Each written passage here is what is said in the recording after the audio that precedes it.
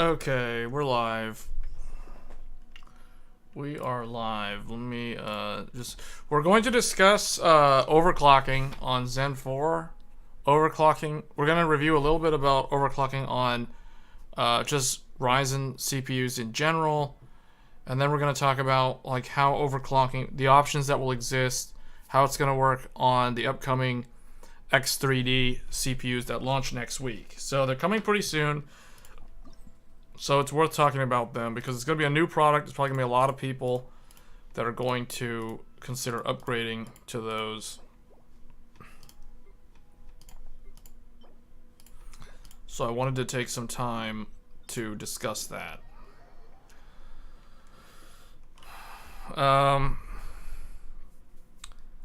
If you join the Discord, if you're interested in dabbling in overclocking, regardless of whether you're new to it or you're seasoned veteran or whatever, we'd be happy to have you join.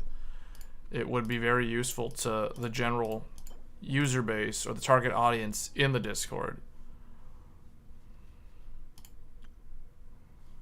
I guess we'll go with these four. Wait, is Yoimiya... Almost. She's almost maxed out.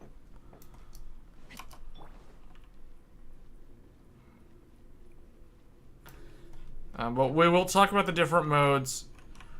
Hey Joey, good evening. So once people join the stream, we'll start talking about the overclocking options for the upcoming X3D CPUs that launch next week, because it's going to be a little bit different compared to how it works on the current Zen 4 CPUs. The current Zen 4 CPUs overclocking is very similar to the way it worked on Zen 1.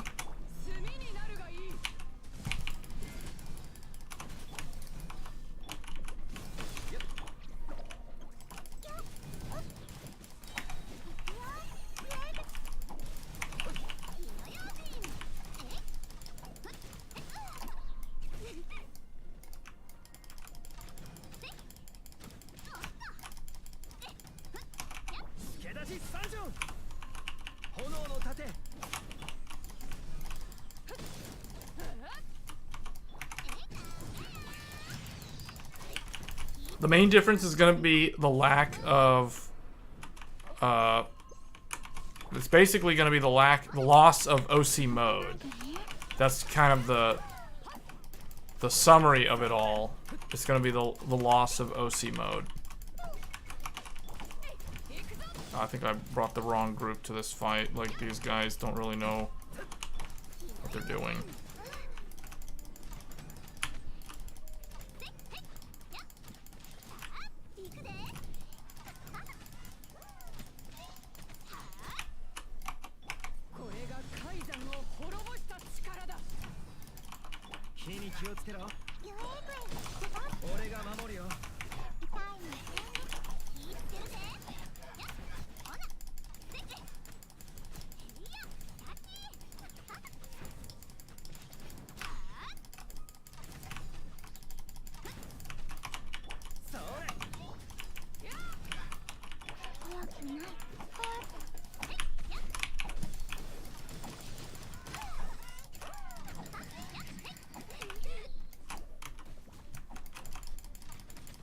We're gonna have to bring a much stronger group to this fight. This fight's proving to take way too long for the characters that I brought into the fight.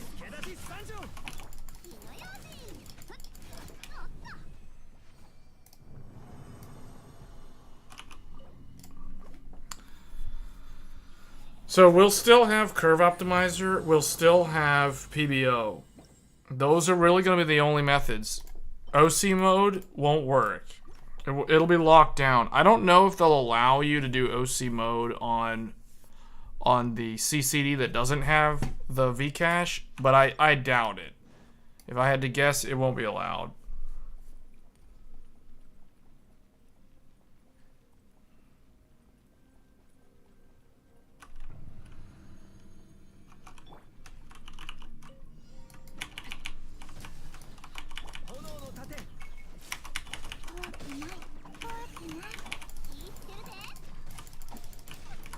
What's going on here? Like,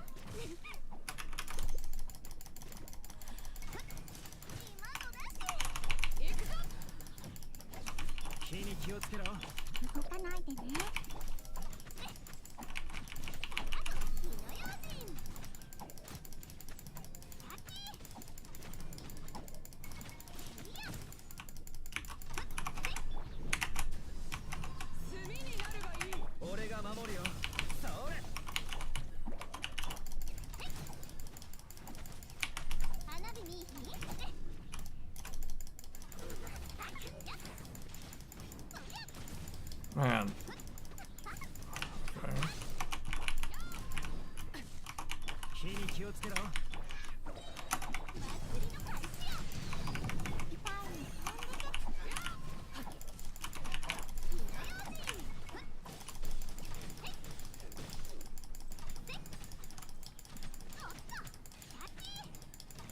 We got viewers coming in.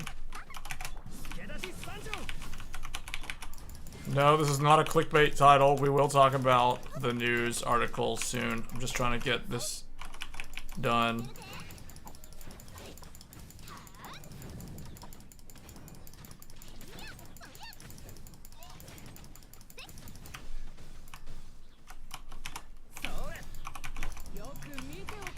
I can see the viewer count counting, so we'll... Alright, once I'm done with the third, I need to do one more of these runs, and then we'll be done. I picked a really lousy group for this, though, because you need... Ideally, you want to bring somebody with a shield, like a proper shield, to soak the damage, so that I don't keep getting stalled out or stun locked from all the ice.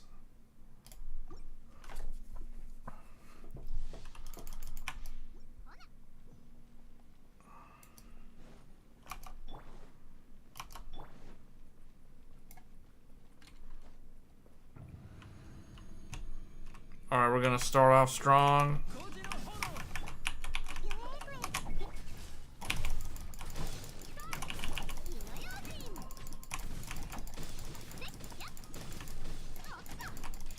Okay, that fire shield helped.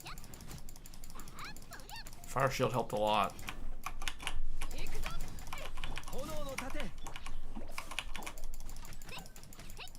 The rabbit's on top of the slime.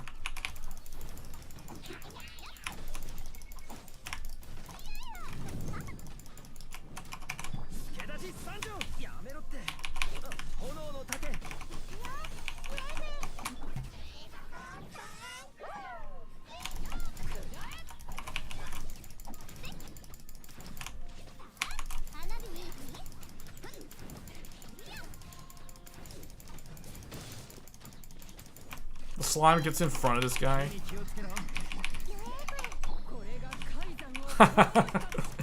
I like how he just started doing his little dance and then just died to Beto. She's just like, no.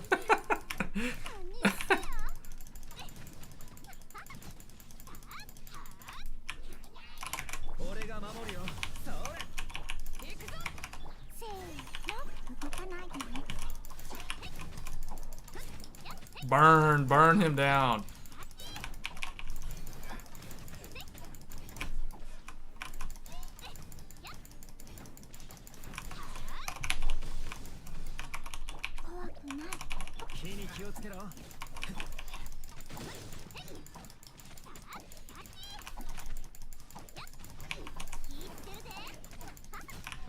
Okay, we're done. That one was actually the best time, even though it was still kind of a bad time. Okay.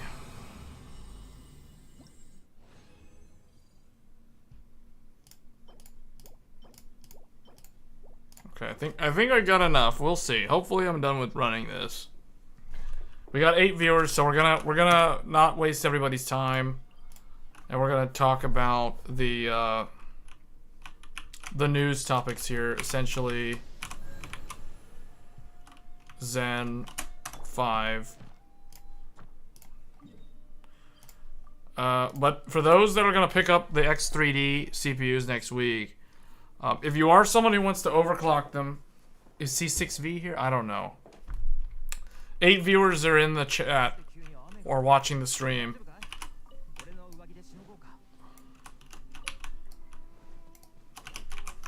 Oh, he is. Okay. Hold on. They want to send me stupid surveys all the time. No, we're not going to do this stupid survey.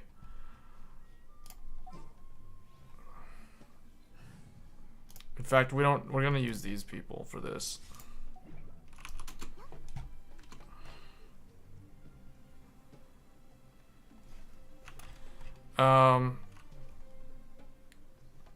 You were listening while running benchmarks? Yeah. So if you do plan to overclock, so I did in one of my live streams last month, I think it was last month, it might have been December, I think it was last month though, we talked about overclocking on Zen 4, how it's similar and slightly different from Zen 3 and the older Ryzen CPUs.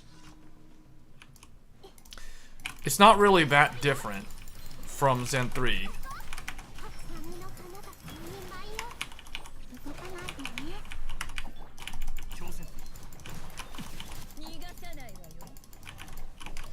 Wow, that was quick. Wow.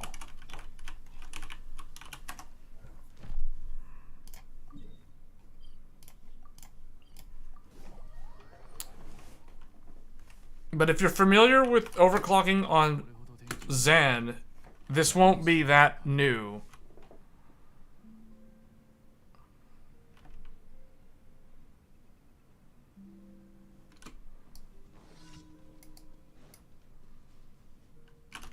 Oh, I don't have an archer for this.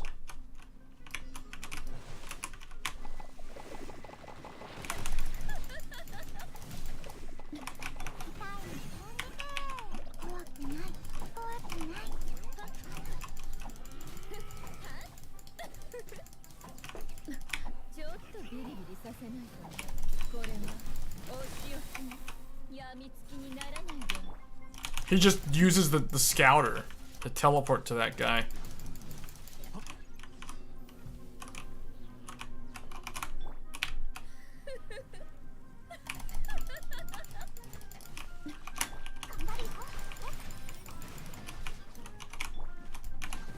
Okay, that was a bad move. That was really, wow. Oh.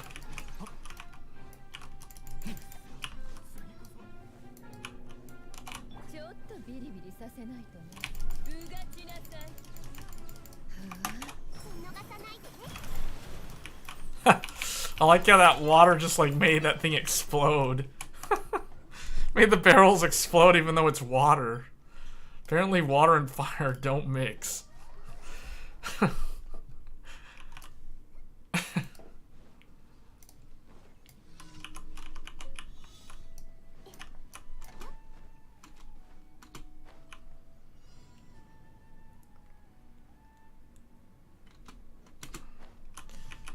Yeah, I never figured out why you're not getting the notifications of the streams going live.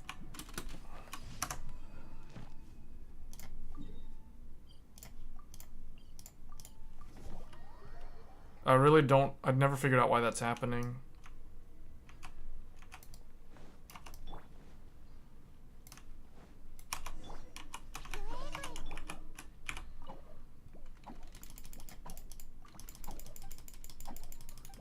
We got 10 people, so we're almost done. What do we need to do? Give the roots of the divine tree.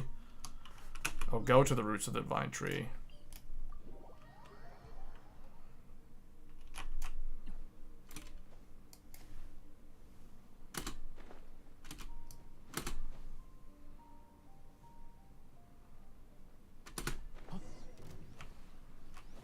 This is a really weird quest.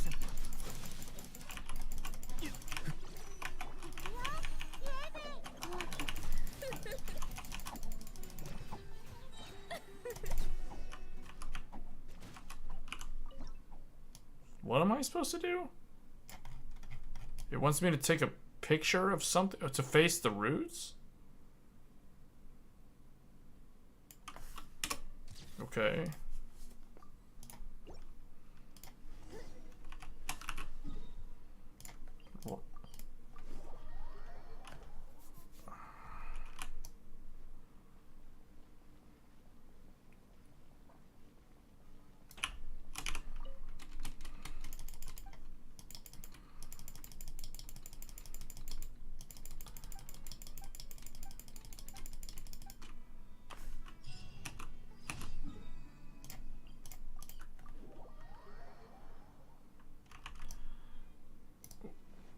Okay, we got 11 viewers. We're gonna start. I just gotta turn this in. I gotta collect my dispatch. Schedule that dispatch. Send the tech out. Go on site. Fix these wires.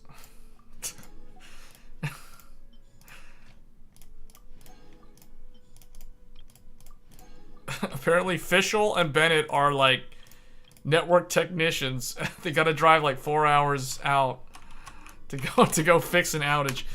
Okay, what else do I need to do?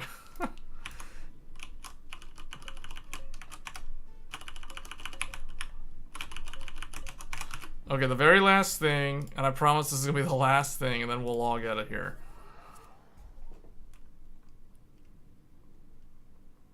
Because I'm surprised we got so many viewers so quickly. I thought it was gonna take a while. I usually have like a good 20 minutes. Oh wait, to do my dailies. Wow, that's a lot. Okay. I guess all I really need is these.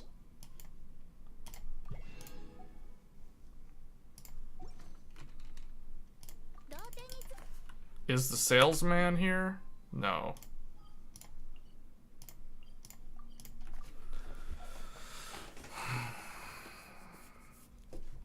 Okay, let's bring up paint. We're gonna talk about this. I don't want people to go away. Alright. Where's paint? Okay.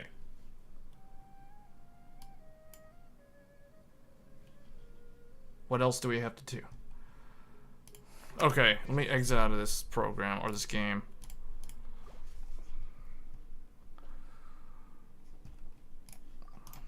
Okay, well, we're gonna talk about overclocking, and then we'll just kind of pivot to whatever else we need to talk about. Okay. So, whoops.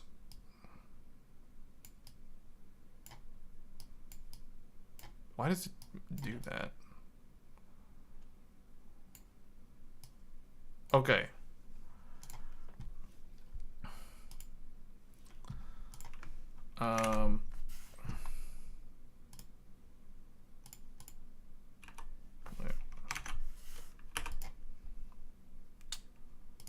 Okay. So to overclock. Oh.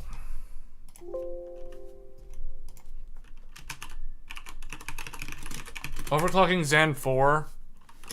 There are two methods. Well, there's really two methods. So the first method, just to kind of rule it out real quick, is something called OC mode. Think of this like a manual overclocking method. It's not really recommended by the people at AMD. It's really only used for world records. You won't really use this too much on an everyday basis. The reason why, well, let's talk about the pros. Pros of this mode, we'll just say like this. Or I guess we'll just do it like this. Easier to, or I guess, I won't say it's easier. It's more predictable. It's more predictable. Because when you use OC mode, you're setting static voltages. And when you enable OC mode, it disables any sort of dynamic power boost, dynamic turboing, any sort of thing. It literally just turns off all of the precision boost overdrive.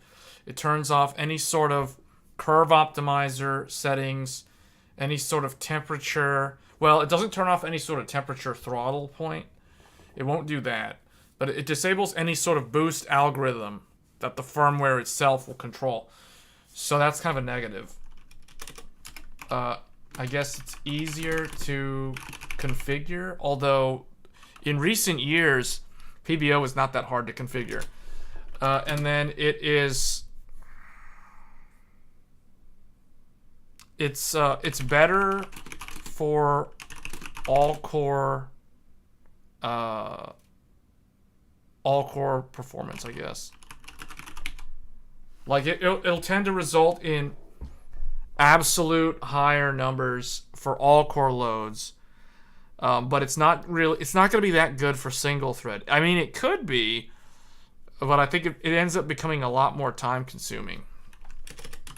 Cons of OC mode, there's a lot of them. Loss of dynamic boost. Disables PBO. Disables or overrides curve optimizer. So it does a lot of bad things. Loss of C states. You lose C states. It's just not that good. Like OC mode is just not even worth doing, to be honest. Like I said, it's only really going to be used for real world overclocking. You won't really see it, or you won't really benefit much from overclock, like manual overclocks on Zen 4 compared to using the alternative method. So the other method is something called dynamic overclocking. Method number 2. This is, okay, we'll just say OC mode, and the other one will be PBO. Performance boost overdrive. I think that's what, precision? It's precision. Precision boost overdrive. This is the other method. This is the recommended method.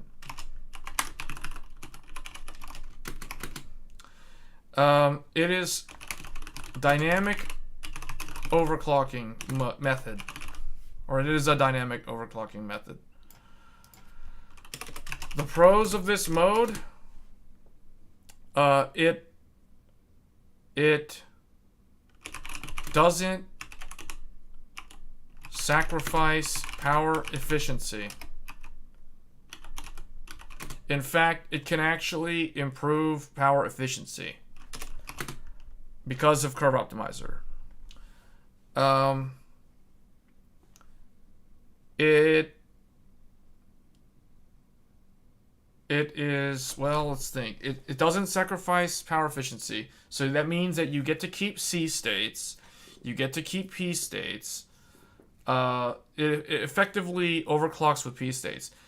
Back in the days of Zen 1, this didn't really... this existed, so Precision Boost Overdrive always kind of existed. It just, the knobs that you had to configure the settings back in the days of Zen 1 and like X370, they didn't really exist. A lot of motherboards didn't expose the toggles, the settings, the parameters to adjust. You had to have one of the better motherboards. Like, for example, the Crosshair 6 Hero from Asus, the X370 Crosshair 6 Hero, allowed you to do what used to be called P-state overclocking, which is essentially what Precision Boost Overdrive is. It's just a fancy name for it.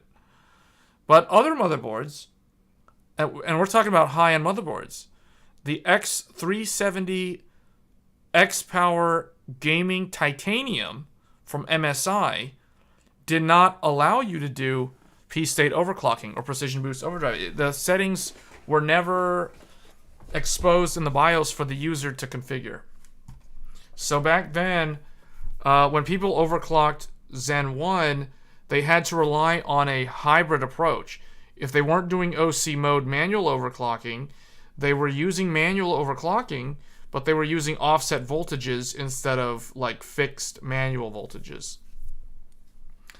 And when they were doing that, I think some motherboards, if you use, like with Gigabyte, I think if you used offset overclocking or offset voltage on vCore, it did not disable C states and all the power low power idling and all that stuff. But on a lot of other motherboards, it did. So as soon as you messed with the V-Core, back in the days of Zen 1 and Zen Plus, as soon as you touched the V-Core, you lost all of the downclock, all the idling, the C states, all that power-saving technology. It just shut it all off in the firmware. So, but now with Precision Boost Overdrive, you don't lose any of that.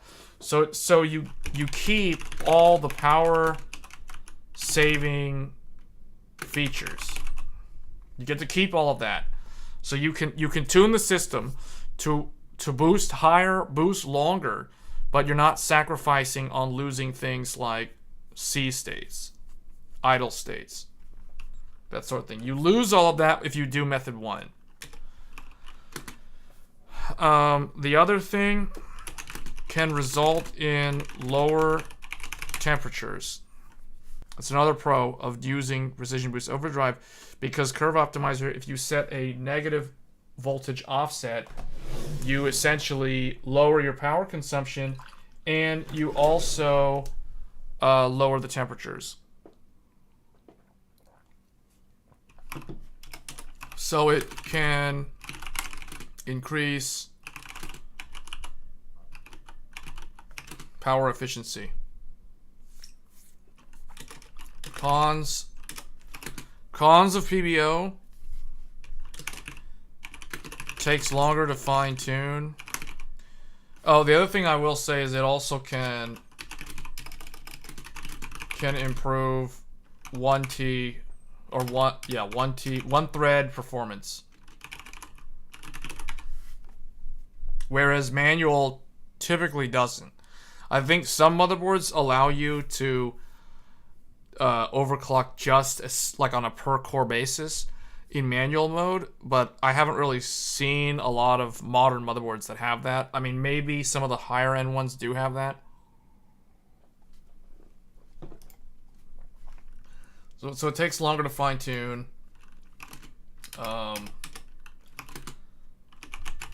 Stability testing is harder. It's harder because it's harder to predict if your system is fully stable when you're using Curve Optimizer, because like you can run like Prime 95 or some Intel burn test or some whatever Ada 64 or something, and if it passes a lot of those things, but then you go and you load up a game and then it crashes like 1 hour and like 90 minutes into the play session, it crashes.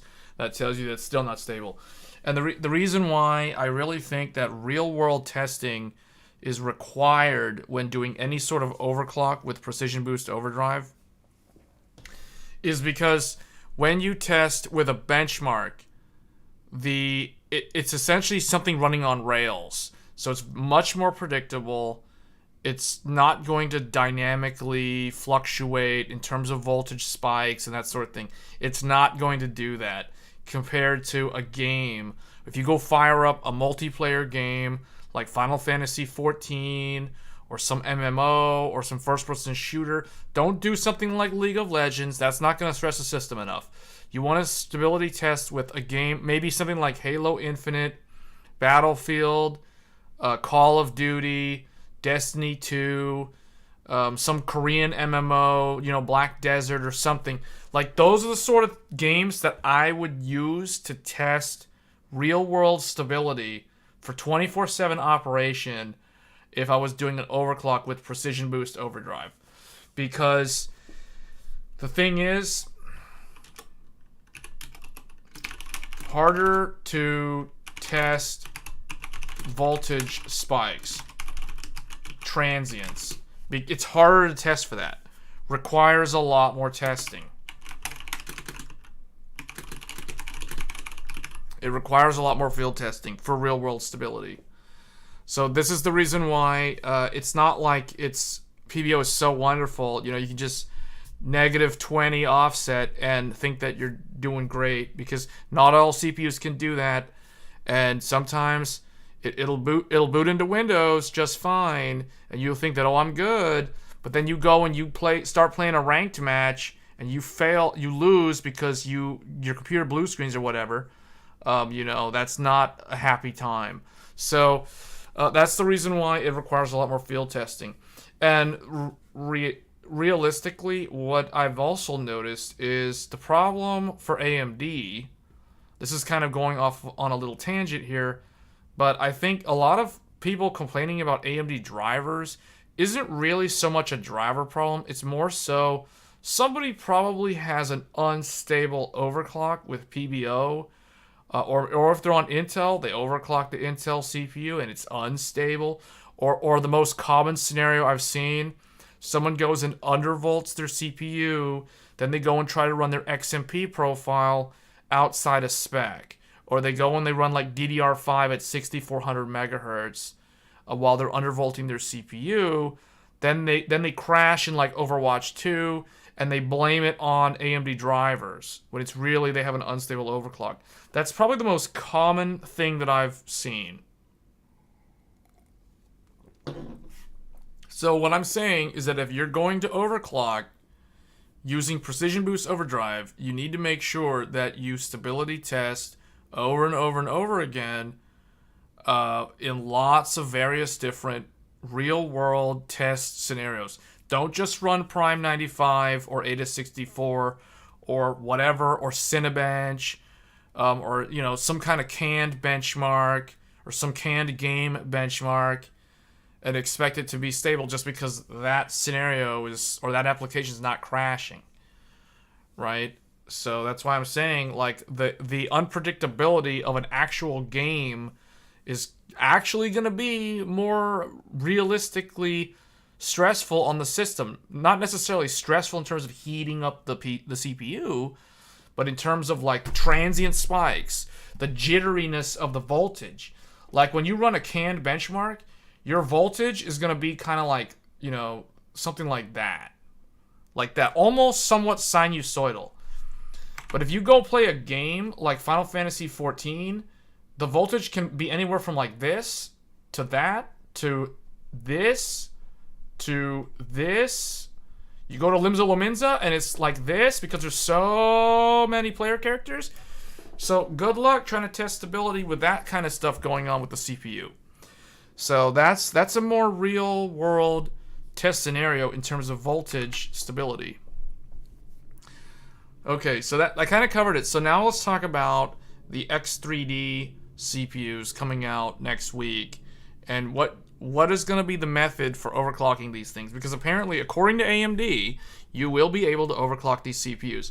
Now, let's talk about some of the differences between the Zen 4 7950X and the 7950X3D. So one of them, the default TJ Max, is 95C. That's going to be the existing one. The new one, it has a TJ Max value of 89C.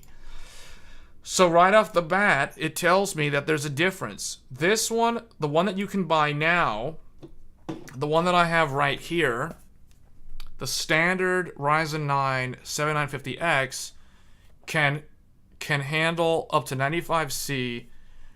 It'll boost up to 95C. In fact, it will attempt to push itself all the way until it reaches 95C, regardless of the cooling solution. What that means is that the cooling, regardless of whatever cooler you have on there, it's going to actively always try to boost all the way until it hits 95C, which means it's purposely going to boost based off of temperature rather than boost off of voltage and power. It's thermally constraining itself, or it's running off of the thermal constraint as opposed to a voltage constraint. Now, that isn't to say that it doesn't have a voltage constraint. All processors have voltage constraints and power limits, and it operates within those limits as well. There are three things there, right? There's thermal, there's voltage, and then there's power. Power meaning the product of voltage and current. So what we already know is that the typical motherboard that you're going to put one of these CPUs in isn't going to power limit you at all. these new motherboards are notorious for running the processors in an unlimited power mode. So they'll boost forever if they could. Now, on the Ryzen side, they are thermally constrained, which means the motherboard is saying, hey, just run as fast as you want. We'll give you as much juice as you need. So it's never going to be power limited.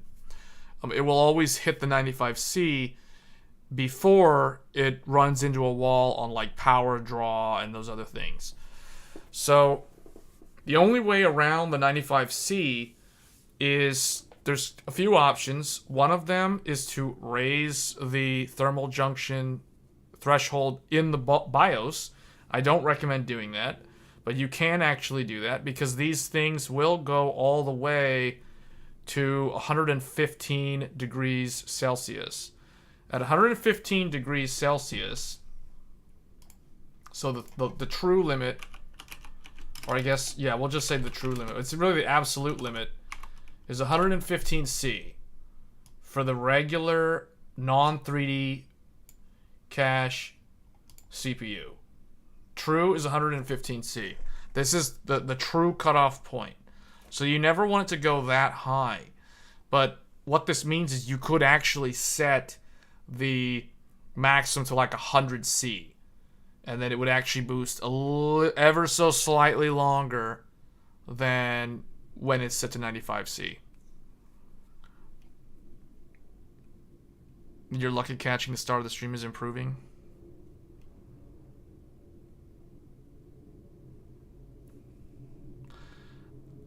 So that's kind of the absolute limit on the non-3D. Now for the 3D one, I don't know what the true limit is. If I had to assume what it was, I would say it's probably more like 100 or 105.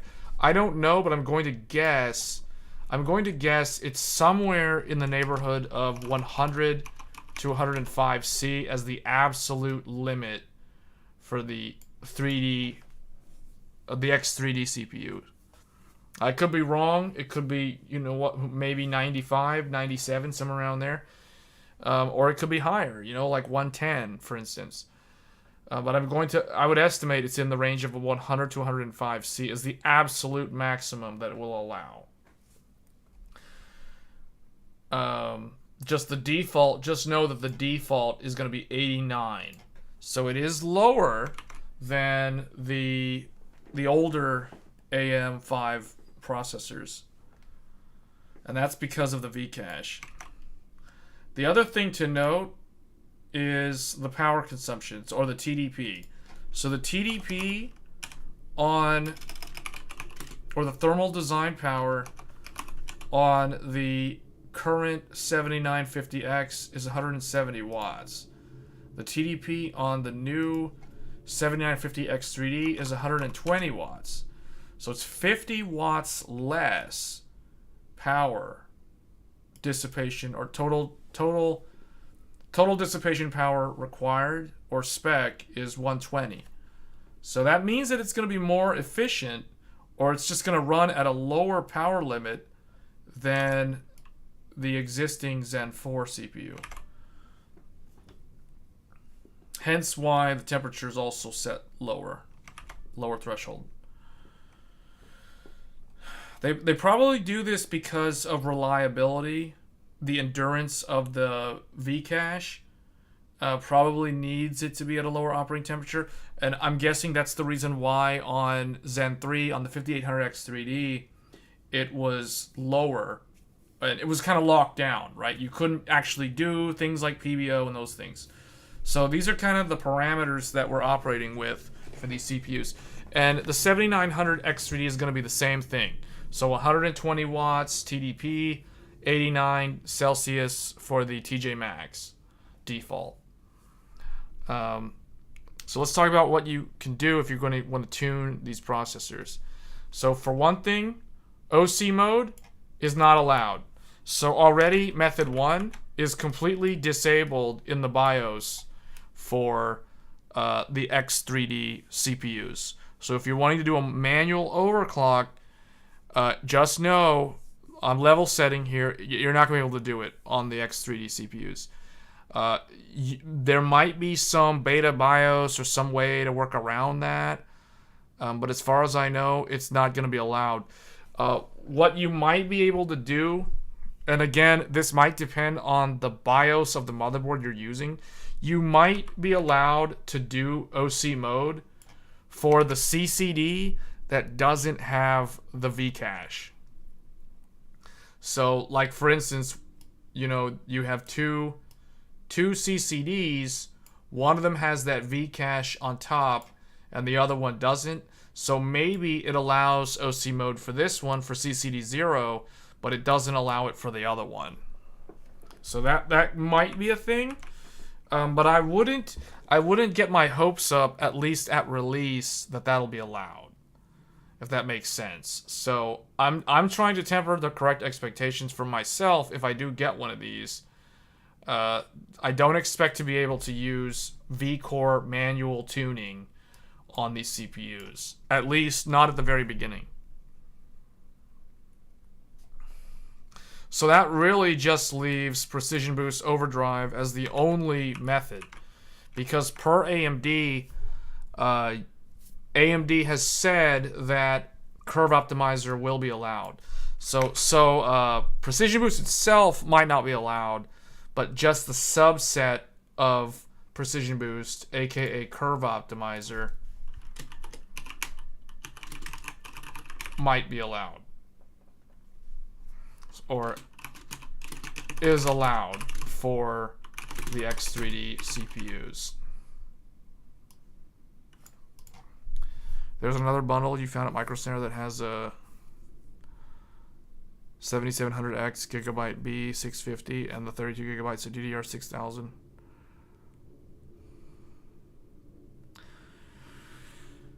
Yeah, it's fun. It's interesting how they're putting all these bundles out. You know why they're probably doing that?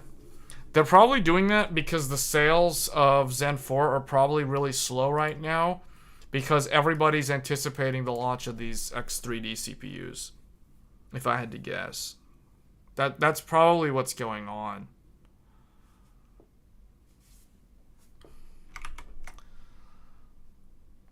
So I think at launch, the only overclocking available, if somebody wants to tweak one of these processors, is going to be Curve Optimizer. I think that's going to be the only option.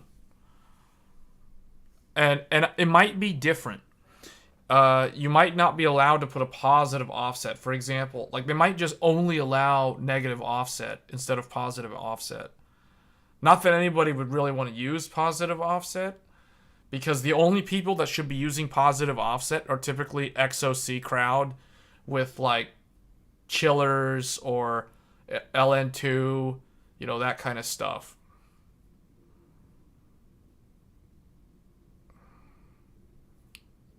Are you sure? How do you know that it's not going to sell well? Because there's a lot of people that have skipped Zen 4 and haven't gotten like 13th gen either, because they've been waiting for this sort of stuff. Now they could be waiting for the 7800X 3D. Yeah, there could be a lot of people that are just gonna wait for the 7800X 3D. So that is possible, because the 7950X 3D is going to be expensive, $700. This thing's basically going to cost the same amount of money as a 13900KS.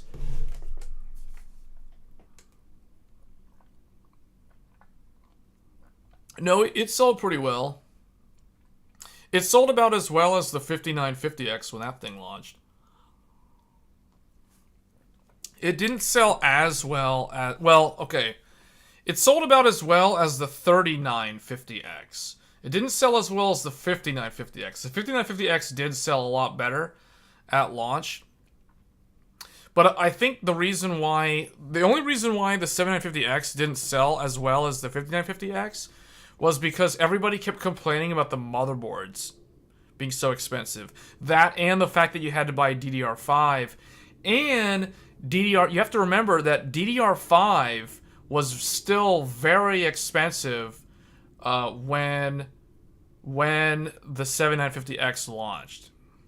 That's the reason why it didn't sell that well. It didn't sell that well, the reason why it didn't sell that well was not because of the processor itself. It was more so because the ecosystem was uninviting to the consumer. The motherboards were expensive and the memory DDR5 was expensive. That's the reason why. Because 12th gen Intel had the exact same problem. Alder Lake did not sell well. The vast majority of people who bought Alder Lake at launch, including myself, we bought it with DDR4 motherboards. Like, I know because I was at Micro Center on November 4th, 2021 to buy the 12700K on launch day. And I know what that experience was like. Almost everybody in that line, all of us, bought a DDR4 motherboard. Like, I don't even think anybody there bought a DDR5. Maybe like the 5 guys in the very front of the line or something like that who were super enthusiastic about like just going in like straight full new build, you know, and they overpaid. They probably paid like $800 on RAM. You know, like the DDR5 during the Alder Lake launch, DDR5 costs more money than the i9 12900K. Like if you wanted a decent kit of DDR5 back in 2021, you were paying like $700 or $800 at launch. So that's the reason why Alder Lake didn't sell well. Then when AMD launched AM5, like DDR5 was cheaper, but it was still expensive. But the reason why it ended up being just as expensive as Alder Lake was because the motherboard plus the DDR5 was expensive.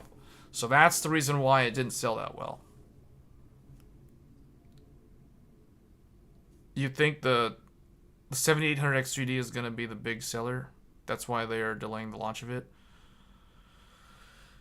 Yeah, and you could be right, and it is definitely a lot more price competitive. At $449, it is definitely probably going to be the king of gaming this year. That the 7800X3D is definitely, most likely, I'll say, there's a very, very high probability that CPU is going to be the king of gaming CPU this year.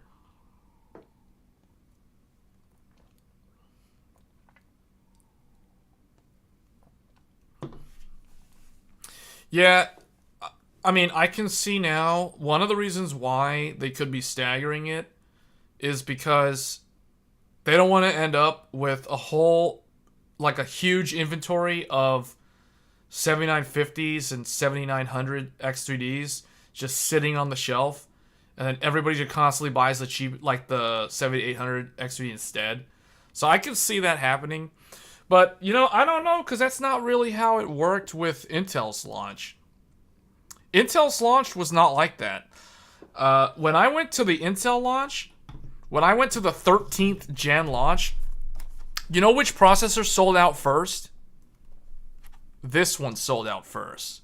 The i9. The i9 13900K sold out at Micro Center everywhere on day one. Like, these processors sold out. The one that did not sell out was the 13700K. So, if somebody just wants a good gaming Intel CPU, the 13700K is probably the most balanced one. And nobody bought that one. At least on launch day. When I went in there, I wanted a 13900K. The guy in front of me wanted a 13900K. And the guy behind me wanted a 13900K. We all wanted 13900Ks. None of us wanted an i7. None of us wanted an i5. Having said that, the i5 did sell very well on launch day, but not as well as the i9, and not as well as the 13700K barely sold that day.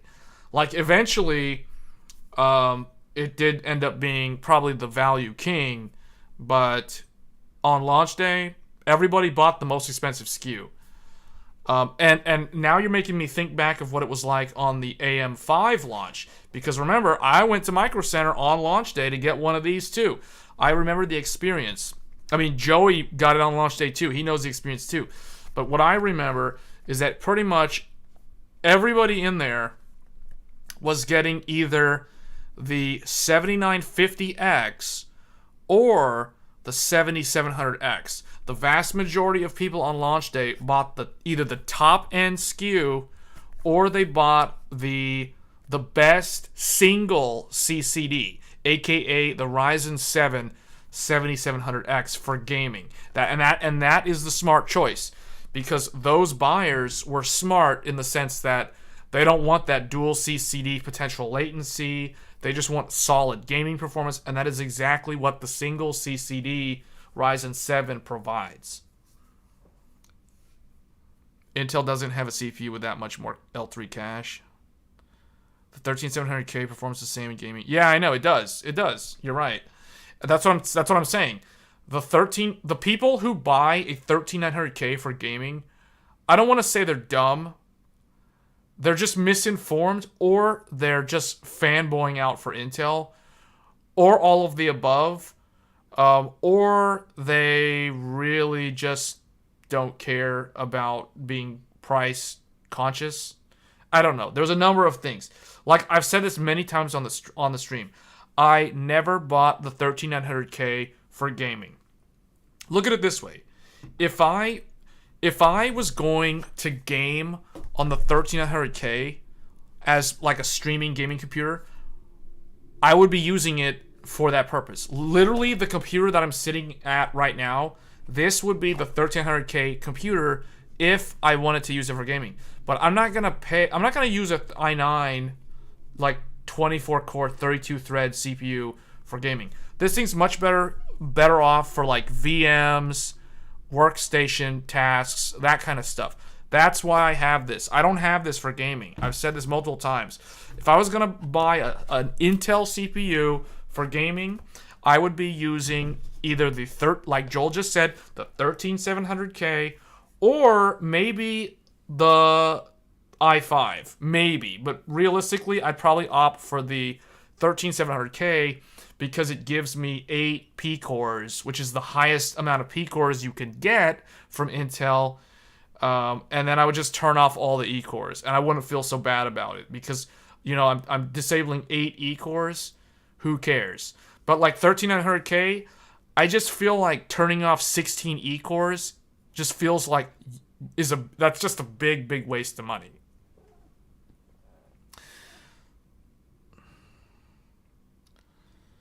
It'll probably perform the same as the other two when it comes to gaming. I don't know. I don't know. I honestly think the 7800X3D is going to be the best gaming CPU. It's going to be better than the other two. But who knows? We could all be wrong. And AMD, I mean, right at this point in time, the only people that know the answer to these questions is AMD. AMD knows if the 7800X3D is faster in gaming on average than the 7950X3D or the 7900X3D. Like, they're the only ones that know. The reviewers at this point in time, most of them probably already know how fast the Ryzen 9 3D CPUs stack up to everything else, but they have no idea what the 7800X3D does.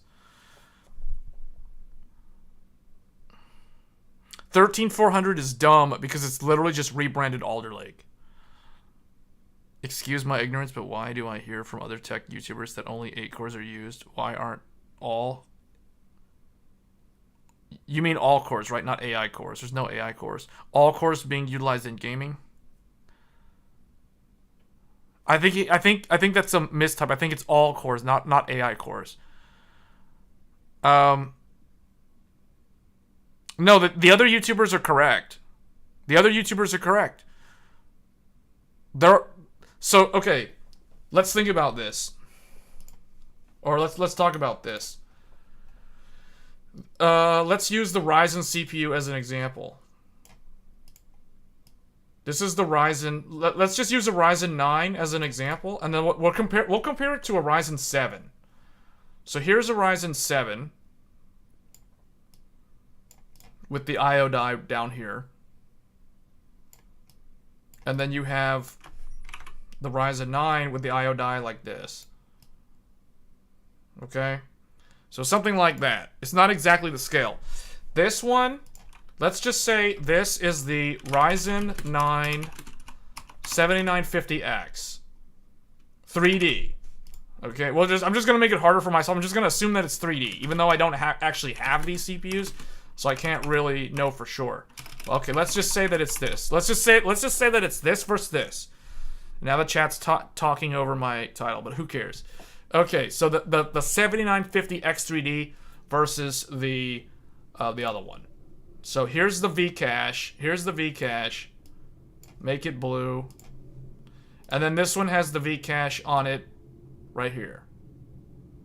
Okay? So let's kind of figure out how this is going to work. I think this is going to be worth talking about. So, okay, just to answer the question about the cores, games today do not ever use all the cores of a high-end CPU. Games today, most of them typically use around anywhere from, like, it depends on the game, but anywhere from 4 to 8 actual threads, actual cores. Now, some games are smart enough to understand if a worker, we'll say a core, is capable of executing 2 threads, right? Which means it has hyper-threading or SMT. So in the case of Ryzen, every single core on Ryzen supports 2 threads per core, which means every core has something called SMT, simultaneous multi-threading. Think of it like, the easiest way I can explain it to you is think of a core as a human being with 2 hands, a left and a right hand. In the olden days, we'll just say like this. We'll just say like this. Now let's talk about Intel. So I just gave you that analogy that a core has a left and a right hand. Intel CPUs are not like that at all. So let's talk about Intel CPU real quick. So Intel CPUs look like this. Well, they look like this.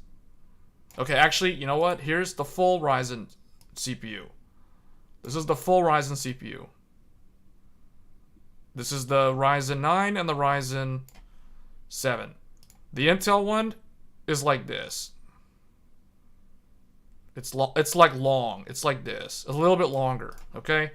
So the Intel one, you guys have seen me draw this before. I probably need to save like a diagram so I don't have to keep drawing this. The Intel CPU is way more time consuming to draw because of all the cores. So, well, because of the E cores. So you got 8 P cores max. They look like this. And this is not drawn to scale. This is just kind of an approximation so that it's easy to visualize. Because realistically, if you were to delid the CPUs, they would look kind of like this.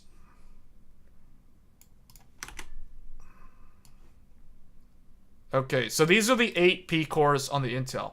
The E cores are this. 1, 2, 3, 4, 5, 6, 7, 8, 9, 10, 11, 12, 13, 14, 15, 16. This is an i9 13900K because it has 16 E cores.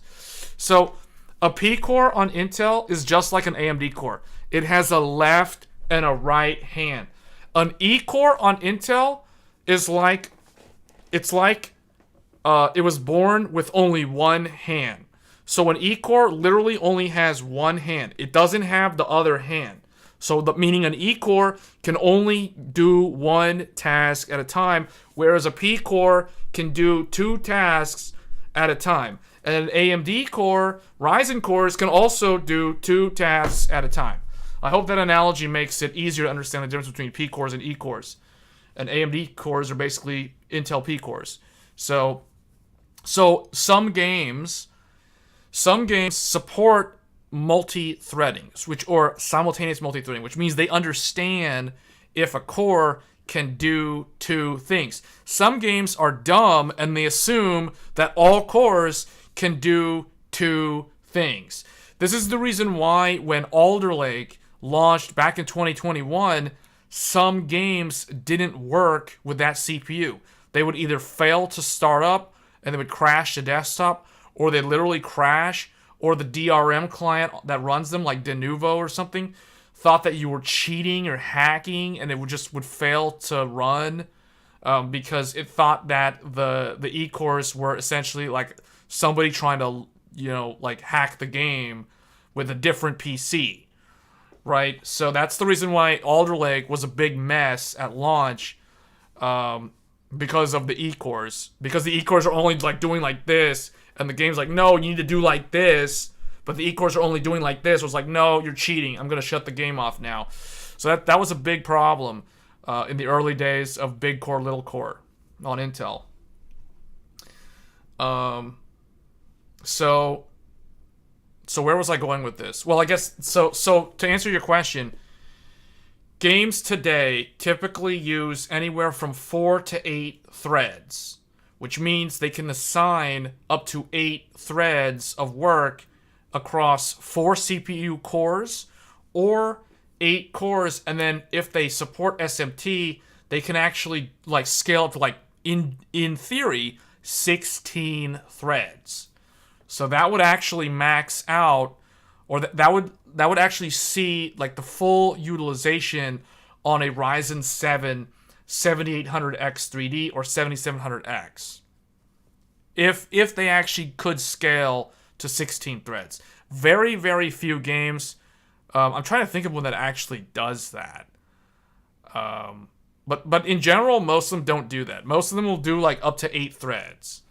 So which means a quad core from like 7 years ago, like a quad core i7, for instance, a 6700K or a 7700K from Intel, those CPUs can still run games today, like modern games like Hogwarts Legacy. They won't run it that well because of 2 things. One, their IPC is really weak by today's standards. And second, their core utilization is going to be very, very high, right? Because they only have 4 physical cores, but each of their cores has a left and a right arm.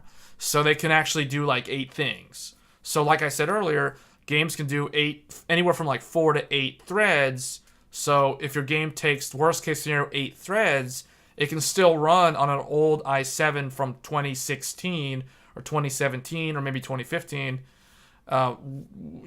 without the best performance, but it can still actually run. What ends up happening is if you have a game that uses more threads than you actually have on your CPU, it will either run really, really poorly, or in some extreme cases, it will fail to even run altogether. The best example I can give you, I forget which YouTuber tried this years ago, but I remember when Battlefield 4, it was either Battlefield 4 or Battlefield 1, it might have been Jay's 2 cents, somebody tried to launch Battlefield 4 on a single core AMD Athlon, or maybe it was an Intel Pentium 4 or something. Like I remember, or Pentium 3. Somebody tried to launch Battlefield 4 on a single core CPU, and the game just literally wouldn't run.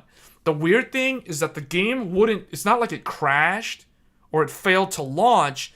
It pegged the CPU at 100% utilization, and it just never got to the front menu of the game. Because it just took so long, because the CPU was like, I'm trying to complete this first task. It's like, oh, you have these other things for me to do? Hold on, I can't do those right now. I only got one hand, and the hand moves at a certain slow speed to go. It's like moving in slow motion. It only has one hand, right? It's a single core, single thread processor. So that's the reason why. And there's other things too with instruction sets, which is probably the real reason why the game wouldn't actually run. But when your thread count on the game uses more than your physical cores on your CPU or your physical threads, then the game won't actually work. Or if it will, it'll result in very, very poor CPU bottleneck performance. Okay, so hold on. So there's a lot of stuff that Joel was saying the CPUs don't. Okay. I meant all cores. It's very difficult to write program for multiple cores. Yeah, but the thing is, typically now games can run in up to like 8 threads is what I've seen. And the reason, okay, and it's a convenient number. The reason why it's up to 8 threads is because most entry-level CPUs today are quad-core CPUs with SMT, which means a quad-core CPU can handle 8 threads. So a game can do anywhere from 4 to 8 threads. The reason why a game developer would want their game to scale up to 8 threads, but not really over 8 threads, is because of compatibility with the lowest common denominator of modern hardware. That's your answer. That's the reason why. Because you gotta remember all those people that play on laptops with 4 cores, 8 threads, there's still a whole bunch of people out there, and you don't want to get bad reviews on Steam because little Johnny wants to play his game on his laptop with only 4 core, 8 thread, Intel Core i7 from 6 years ago or whatever. And he's not going to be able to do it if you use 12 threads or something.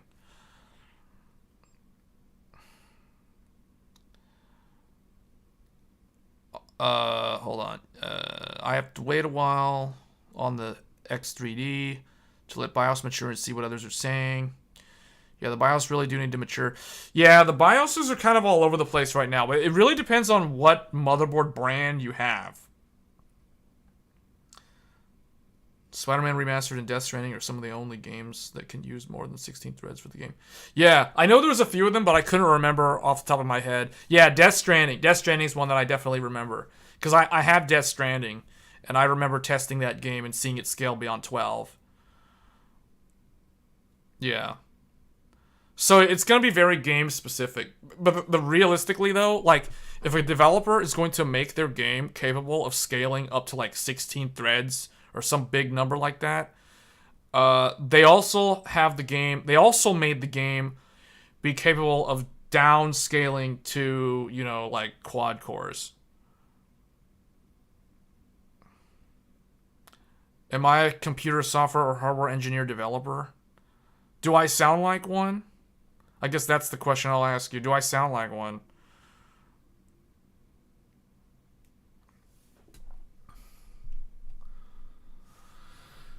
Okay, so that kind of answers that.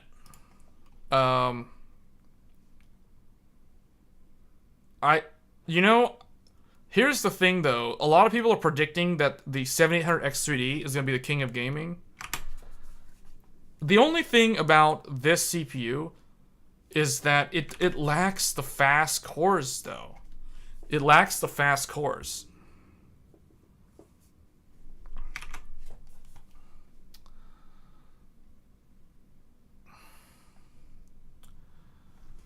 So, the thing that my only thing with the 7800X3E is I know it's going to be really, really good in gaming. Because it's going to have low latency. It's going to not have any ping-ponging cores between CCDs or threads between CCDs. But I don't know. It's going to lack the raw, fast, 5.7 gigahertz turbo that the other cores over here have. That's the only problem with the 7800X3D. The 7800X3D... Because you guys have to remember, what's the weakness of the 5800X3D? The 5800X3D's weakness is that it doesn't clock very high. That's the thing. So the problem for the 7800X3D is I think this CPU is going to be just like the 5800X3D. It's going to be exceptionally good in gaming, if not the king of gaming. But that's going to be its claim to fame, so to speak. That's going to be what it does really well. Whereas I think this one over here might be the ultimate CPU in terms of the best of both worlds, if that makes sense. So what I mean by that is the productivity. The rendering videos at 4K in DaVinci Resolve, for example. I think this CPU, what I'm curious to see on the review day like on Monday, what I want to see is how does this handle like DaVinci Resolve or like rendering in Adobe Premiere, or you know what I'm saying, like work related tasks. How well does that CPU handle those tasks versus the standard 7950X? If it's like barely faster, or if it's even like a little bit slower, then that tells me that, okay, I mean it's still a good option. But if it's like better in everything, which is kind of what I'm thinking might be the case, then yeah, then this is gonna be a really, really good CPU. I know a lot at the high level would have the talent to distill. Okay, well, I appreciate the comment because, yeah, I've been told multiple times by different people that I have the ability to break some like really complicated sounding topic into some easy to understand example, like analogies, right? Like I like to use analogies where appropriate, where it makes sense. Like the example I gave you with the SMT, you know, like a core that has two hands, a left and a right hand, versus a core that only has one hand. You know, an E core on Intel only has one hand, but a P core has two hands, and then AMD cores have two hands. So like stuff like that, you know, like that, because someone could try to like give you a 20-minute presentation on simultaneous multi-threading and hyper-threading and all that stuff. I just tell you, think of a person with a left and a right hand, and then think of a person that only has one hand. The person with one hand is an Intel E core. That's all you need to know. That's all there is to it. So, going back to this, if you guys like to overclock hardware, the only option is going to be Curve Optimizer for these X3Ds. So it almost raises the question of who is the standard, who's actually going to buy the standard Zen 4 CPU, like the regular vanilla 7950X. Who's gonna buy that once this thing comes out?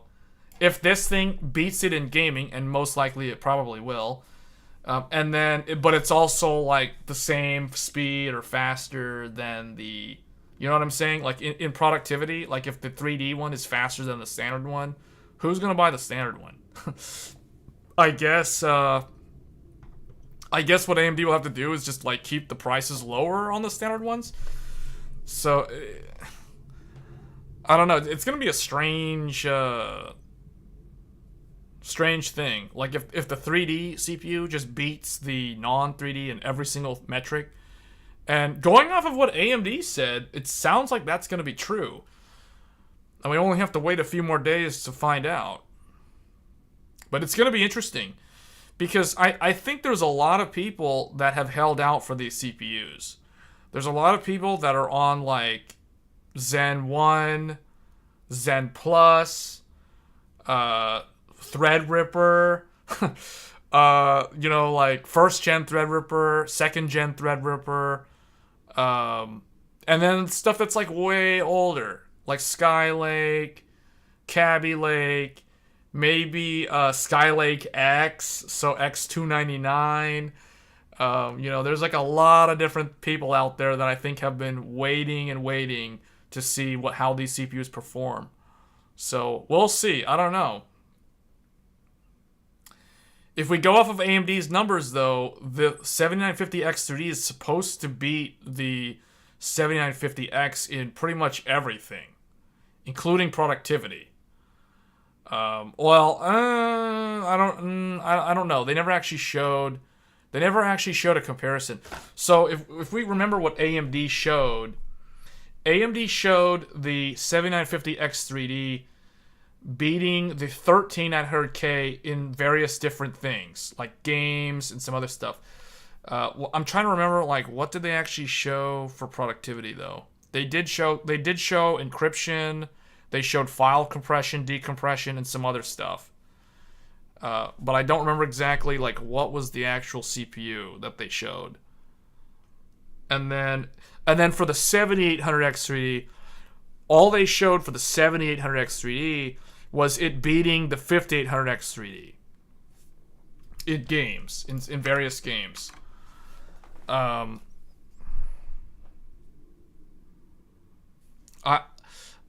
I think, I'll tell you this. I think the 7800X3D is going to be the best CPU for Star Citizen. So if anybody watching the stream plays Star Citizen or Microsoft Flight Simulator, the 7800X3D is going to be the best CPU for those type of titles. You're going with the 7950X3D and Gigabyte Extreme. Do you really need another motherboard? You really need another motherboard? Joey, I think you should just use the A's. Like, just do a CPU swap. Oh, you don't want to do a CPU swap? Unless you really don't want to do the CPU swap. I don't know, man. I think you already have, like, the best... You have the best AMD motherboard. What's the point of getting the Gigabyte Extreme? I don't know. Like... well, you know. Yeah. It's like, do you really need another motherboard? I don't know. Was that the case with showing only the productivity stuff? Like, that was better. So, if I'm trying to remember that presentation that Lisa Su did back at CES. I know she showed the 7800X3D versus the 5800X3D. And then she also showed the 7950X3D versus the 13900K. Do you think the extra L3 on the 7800X3D will help for DXR Minecraft? Possibly. The reason why I know that it will probably help is because Star Citizen. Because of Star Citizen. Like, currently, right now, the 5800X3 is the go-to CPU for Star Citizen. Literally everyone that I know that plays Star Citizen... I don't play Star Citizen anymore. I haven't played Star Citizen since, like, May of last year. But everyone that I've talked to that plays Star Citizen, they all know internally that the 5800X3D is the best CPU for Star Citizen. It's the only one that can make the CPU bottleneck become 60 FPS. It's literally the only CPU that can do that. Every other CPU, even the newer ones that exist today, even the 13900KS and the 7950X and the 7700X, all those CPUs, they can't even come close to the 5800X3D. Now, the 13900KS with an overclock, with max OC, can almost rival. It's like here's the 5800X3D, and it's like the 1300KS with maximum power, all Super Saiyan 3, like, you know, powering up so much juice, 490 watts TDP, you know, max OC. It's almost there, 59.1 FPS average, almost. So, yeah, pretty much the 7800X3 is probably going to be good with any game that benefits from the L3 cache. Because I know for a fact that Star Citizen benefits tremendously from the L3 on the 3D CPU. Gotta have capable backup systems for every task. Oh, wait, what was the question? Actually, let me try to find that video again. Let's find the video from CES. That we're gonna go through it. We're just gonna skip and find 7950X3D reveal. Let's see. Is it this one? Hold on. Who's this? No, that's not it. Okay, let's find it. Okay, hold on. I found it. I'm gonna put it in the hold on. Here we go. Okay, here we go. Let's watch through this. Okay, here we go. So, one of the biggest recent innovations in gaming PCs has been our introduction of 3D V-cache memory technology in our Ryzen 5800X3D. Okay, watch. She's gonna compare 5800X3D and 7800X3D. We use 3D packaging to stack memory on top of CPUs to deliver substantially more performance in gaming. When Ryzen 7 5800X 3D Can everybody launched, hear that? It launched as the world's fastest gaming processor. And tonight, I'm very excited to announce that we are now bringing 3D V-Cache technology to our Ryzen 7000 processors. Okay, here we go, here we go. The Ryzen 7 7800 Because here's the thing, right? This CPU, she's going to compare this with the 5800X 3D. Is 8 cores, 16 threads, up to 5 gigahertz frequency, and 104 megabytes of cache, which more than doubles the cache compared to the Ryzen. And only 120 watt non- TDP. non-X3D. Which means this thing is going to be less power than the 7700X. And these larger caches are important, especially in gaming. Now let's take a look at some of this performance. Okay, here we go. The 700X3D delivers on average 15%. Okay, see, look what she's showing though. So does anybody know, like, are these the games, like, of these games, which one, like, actually, it looks like, you know, like F1 2022 benefits a lot from the extra L3, whereas Cyberpunk doesn't. Or Cyberpunk could just literally be more GPU bound. Although I highly doubt it because they're testing at 1080p resolution. The 5800X3D. I don't know what GPU. It's the thing that's not shown here. Here's the thing that's not shown. Although you can probably find this info in the footnotes of the presentation. They don't say what GPU they were testing. Most likely they were testing using an AMD Radeon, either a 6950X, if I had to guess, or a 6950 XT. Or they were using the new 7900 XTX, or maybe the 700 XT. If I had to guess, it would be one of those three GPUs that they tested with. I doubt they used an NVIDIA GPU to get these results. Popular games. Is that okay? And remember, the 5800X3D already is basically like the top. It's like close to the top chart in like a lot of games to begin with. But guys, as great as the 7800X3D is, I've had a lot of our fans asking me for even higher end options.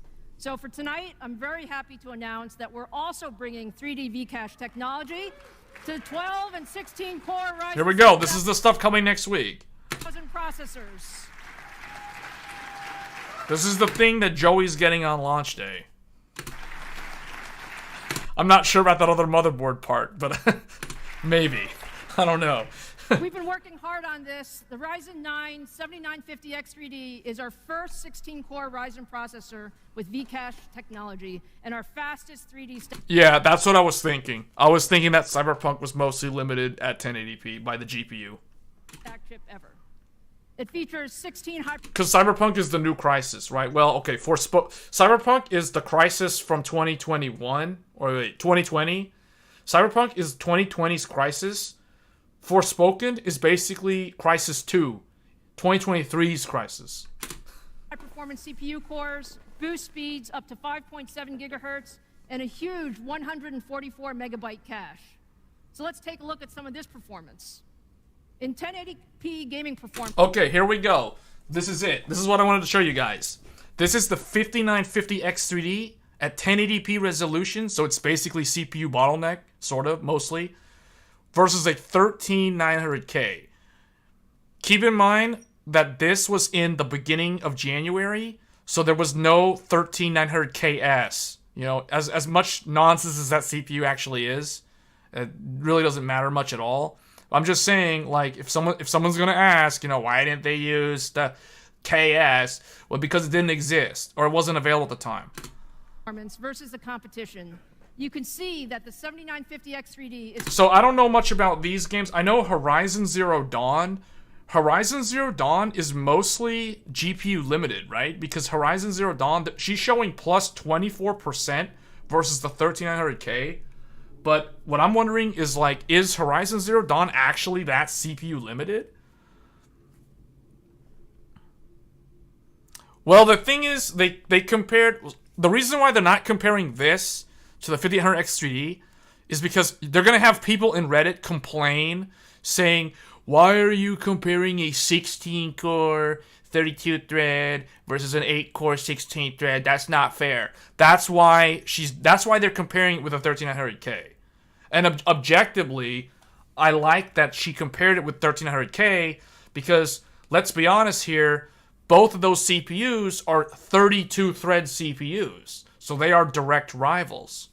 See what I'm saying? So she showed the 5800X3D with the 7800X3D because I think that's what most gamers wanted to see, because that shows, you know, X3D versus X3D, Zen 3 versus Zen 4, apples to apples, 8-core, 16-thread, 8-core, 16-thread.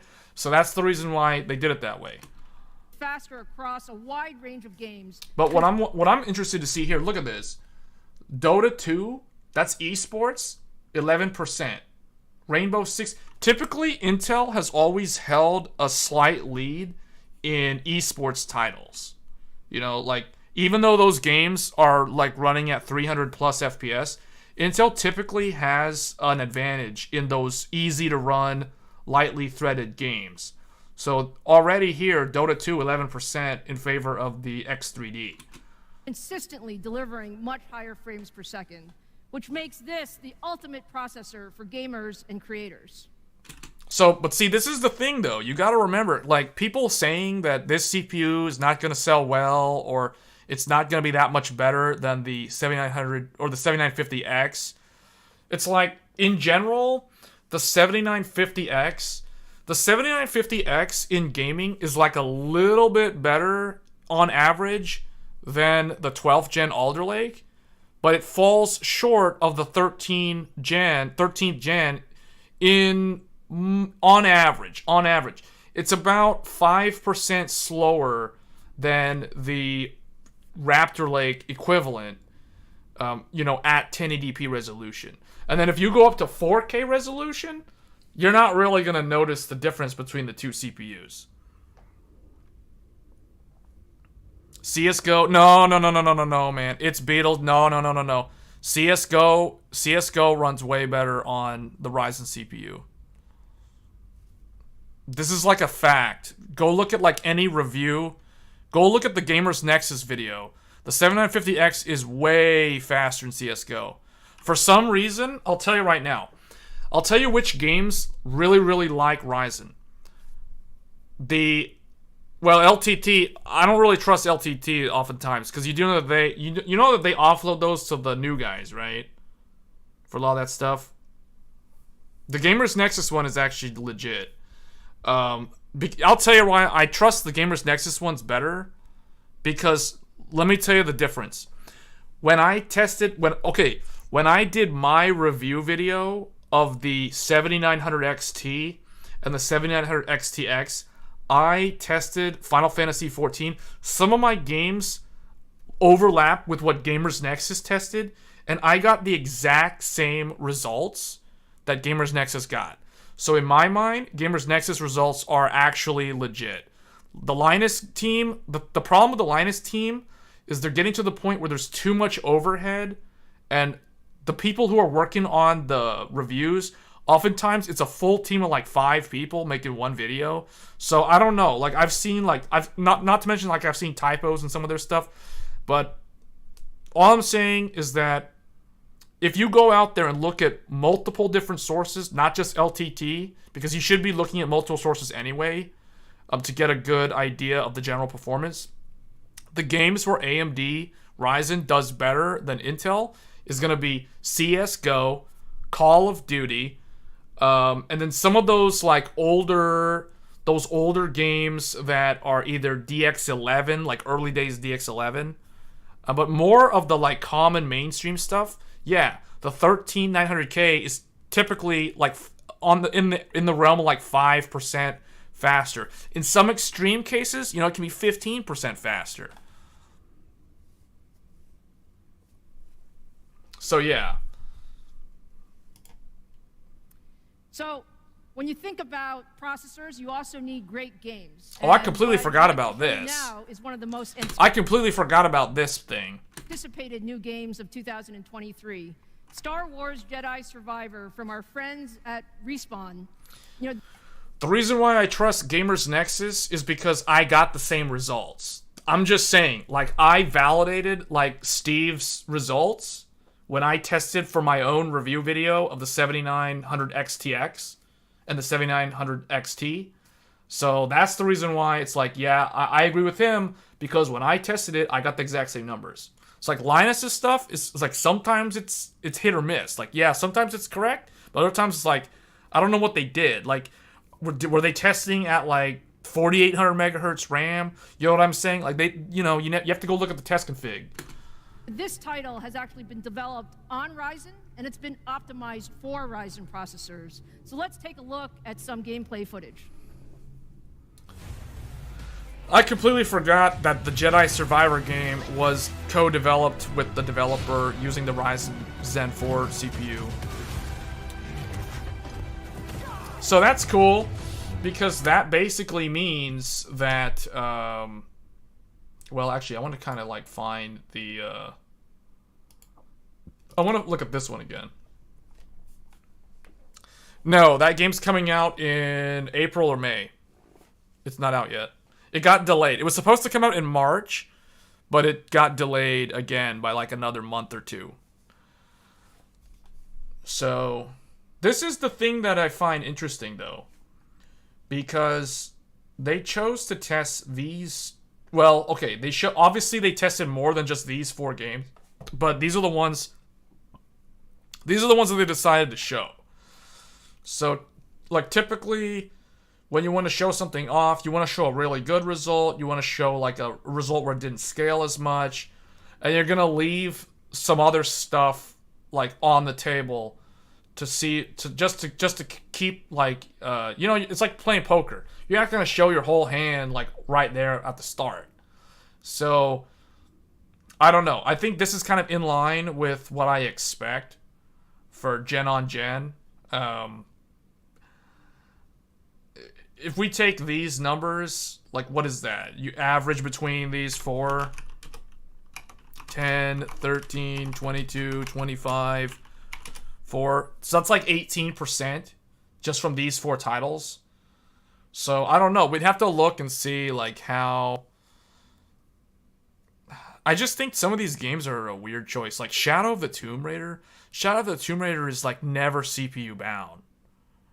Shadow of the Tomb Raider is always GPU bound. Borderlands 3... Borderlands 3 is harder to run than Shadow of the Tomb Raider. Well, it's not really that hard to run, though. And then F1 2022, I don't know anything about that game. And they're claiming 25% over 5800X 3D.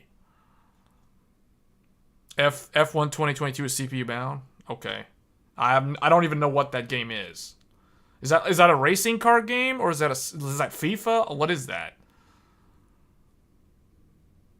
Is it like Forza or Gran Turismo? That's what it sounds like to me. Formula 1, right? Yeah. Okay, I was right. Okay, I was like, it's got to be some kind of racing car game. Yeah. Okay.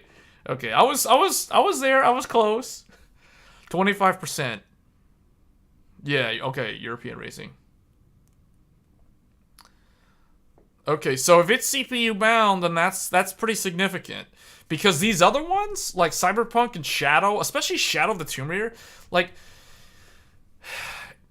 PSA to, like, all the tech reviewers out there, can we please stop using Shadow of the Tomb Raider, a game from, like, what, 2017... or 2018, whenever this game came out. Can we please stop using this game for benchmarking things, especially CPUs? Why are we benchmarking Shadow of the Tomb Raider for CPU performance in 2023? Can we please change that? Can we put Forspoken in there? Let's put Forspoken in there. Forspoken is definitely, like, that made me realize I'm updating my my suite of games that I'm going to test for upcoming reviews for graphics cards. Forspoken is definitely on the list. Forspoken is the new Crysis in my mind.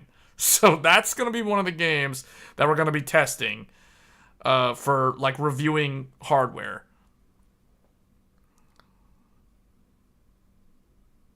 test Shadow of the Tomb Raider in DX11, and it's a lot more CPU intensive.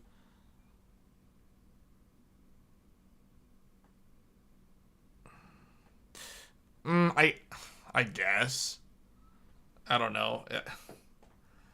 The game is too old. In my mind, it's too old, but you have a point. Maybe it's worth keeping it around just because it can kind of predict what DX11 performance is like. So it kind of shows you, if you play a lot of older games from the last decade, this is kind of what you can expect to see scaling wise with the newer hardware. So maybe, I guess. The new Crysis Forspoken is so annoying, though. Well, the fact that it's so hard to run is what makes it a really nice benchmark, though. That's why. Because it's the new Crysis. That's why it should be on the list. Black Ops 3 is very CPU intensive.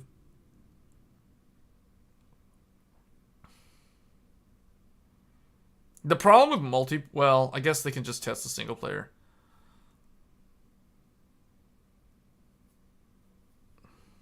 MSFS. Oh, yeah. Yeah, you know what? Microsoft Flight Simulator would have been a really good one. Good benchmark, annoying dialogue in game. Yeah, well, I'm not talking about the actual game. I'm not talking about the actual game. I'm talking about the fact that it's that Forspoken is literally a benchmark that actually comes with a game. It's a benchmark that comes with a game. It's the perfect tool for testing RAM overclocks. Minecraft with max render distance should be there.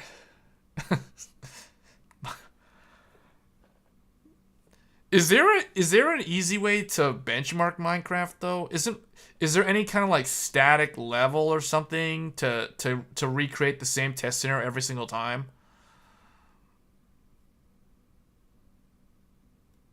That's what I was thinking. You can't really. Yeah, that's what I was saying. Like, how are you gonna benchmark Minecraft? It's too dynamic.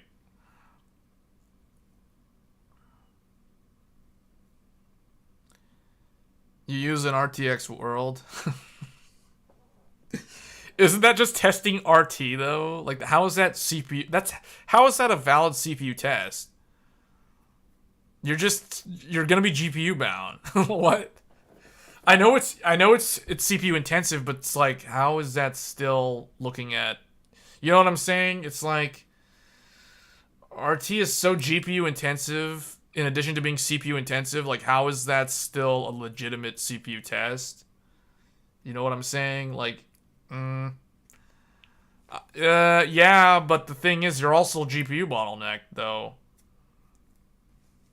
RT, no matter what GPU you're using, you're still gonna be GPU bottlenecked with ray tracing. It just means that you're both. Like, there's two things. That's Bedrock and nobody plays Bedrock. Wait, what? Oh, there's a map where a bunch of things happen to hammer down the CPU.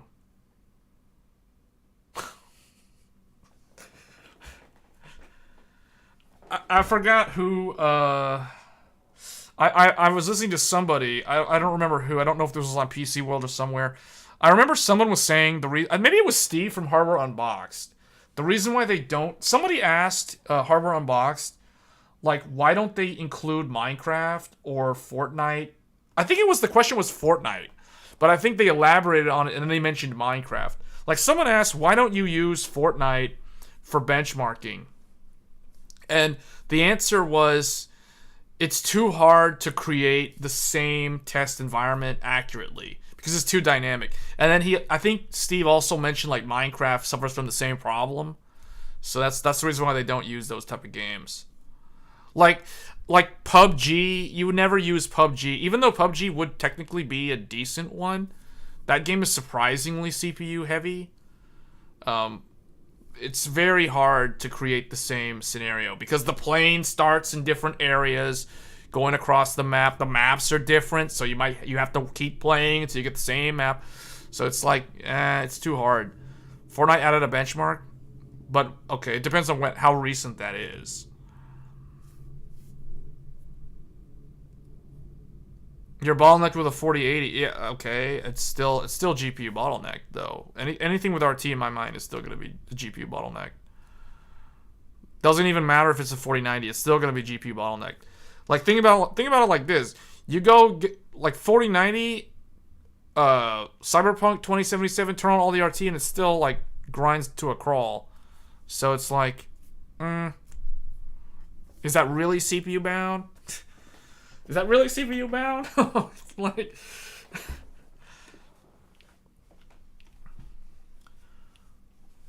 I just think RT is too hard to like objectively test for CPU bottlenecks because it's, I don't know.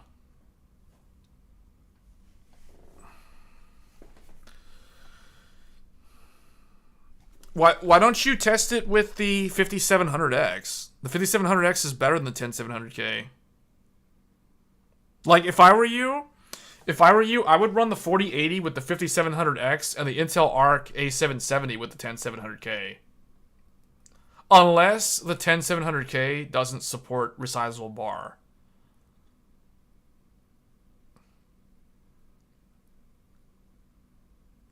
Oh, you can't fit it in the mini ITX system. Oh.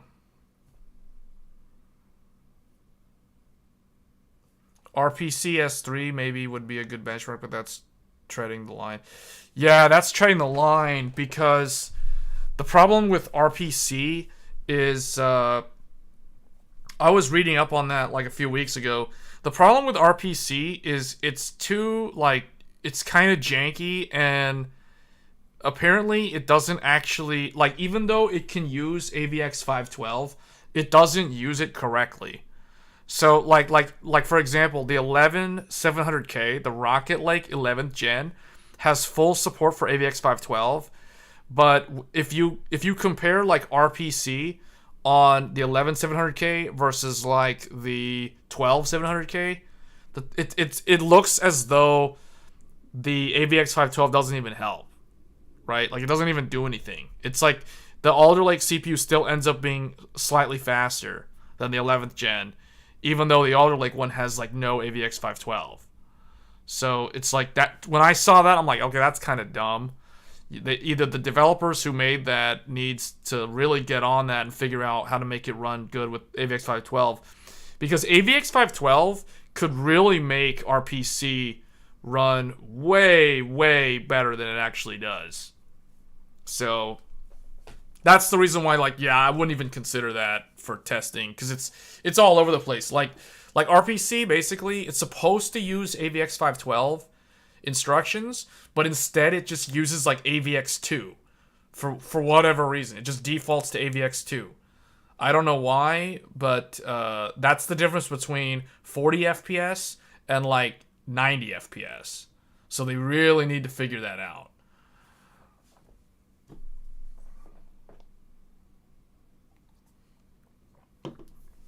Lisa is like Rose in Street Fighter with white highlights.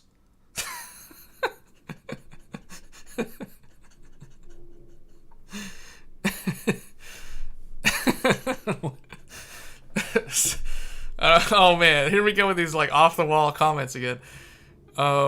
Yeah. So anyway, let me bring back the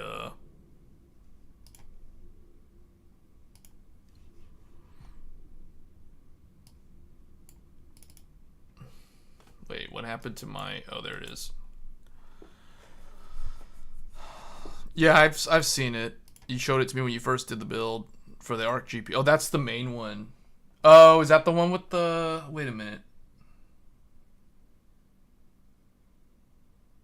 Is that the small form factor? Wait, the NZXT, is that the one with the, where's the Arc? I don't see Arc in there.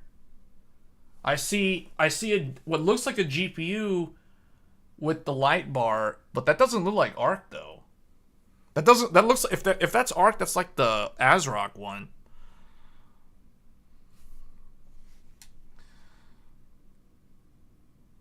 That keyboard that you have looks like it's the exact same keyboard that I have. That's like the Corsair. Is that the Corsair? Is that this one? Are you using this keyboard? The Corsair, whatever this thing is, with the G1 through 6 on the left, which I still don't even use. I forgot what Corsair keyword this is. Corsair, I can't find the model number somewhere. I think it's the K90, K70, something, whatever. Yeah, K95, that's what this is. Oh, I can't lift it up. Am I able to reach the... Wait, where's the... Yeah, I don't know if it shows up. There it is. You guys can see it. The K95. Yeah, it's the K95. It's got like the cushiony fake leather thing on it. The palm rest. Yeah, it's the same keyboard.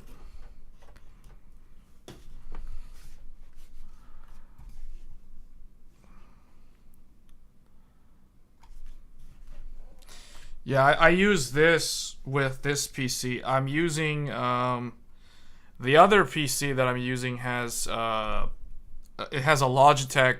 It's the Logitech Orion something G whatever. It's the one that has the Roamer G mechanical key switches that feel really mushy, but they're technically mechanical.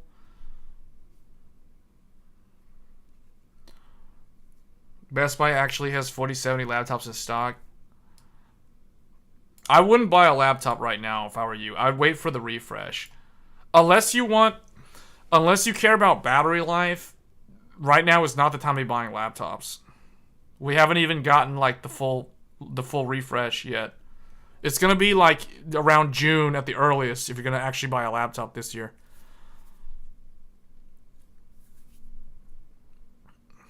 Dragon range and all that stuff.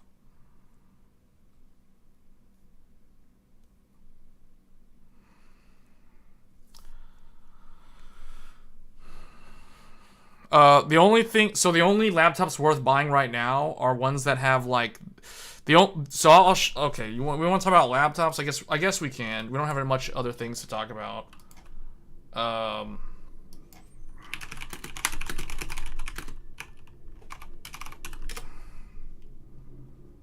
Hold up. Like, okay. I don't know. Did you guys see my... Well, I guess you probably didn't see my video. I'll just go to my own video. I'll mute it.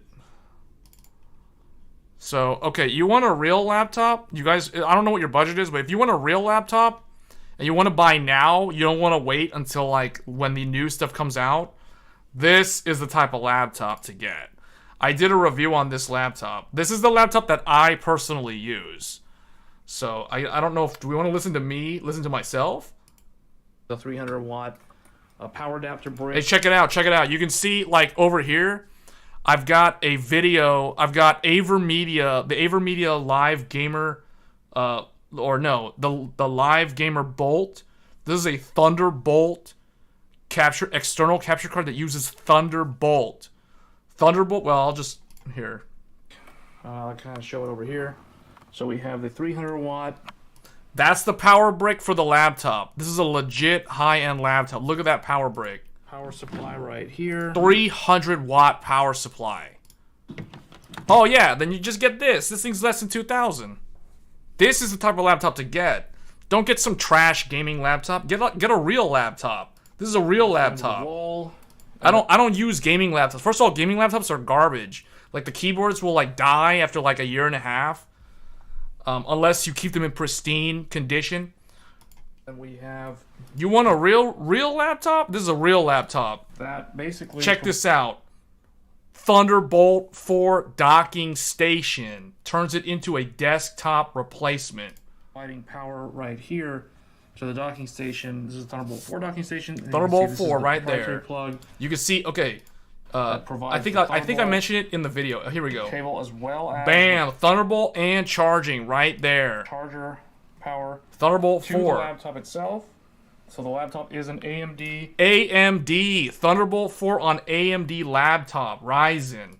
6000 series right there. Ryzen 7 Pro. Right there. There it is. Ryzen 7 Pro. 8-core, 16-thread in a laptop. So this is the P15V. The name of the laptop is the Lenovo ThinkPad P15V Gen 3. It's literally right in the name of the video. Gen 3. So because it has This is my daily driver. And this is the only computer that I use that has Windows 11. 4 port, it is backwards compatible with Thunderbolt 4 and 3, which means you can use a Thunderbolt device with it like this. Look at this. I've got triple displays. Triple displays. I got dual 1440p 144 hertz. And then I have a this laptop display is actually a 4K 15.5 or 15.6 inch 4K. But I personally use it at 1440p because 4K at 100% scaling at this tiny size is gonna like give me headaches all day. So what I have here is something really interesting to show.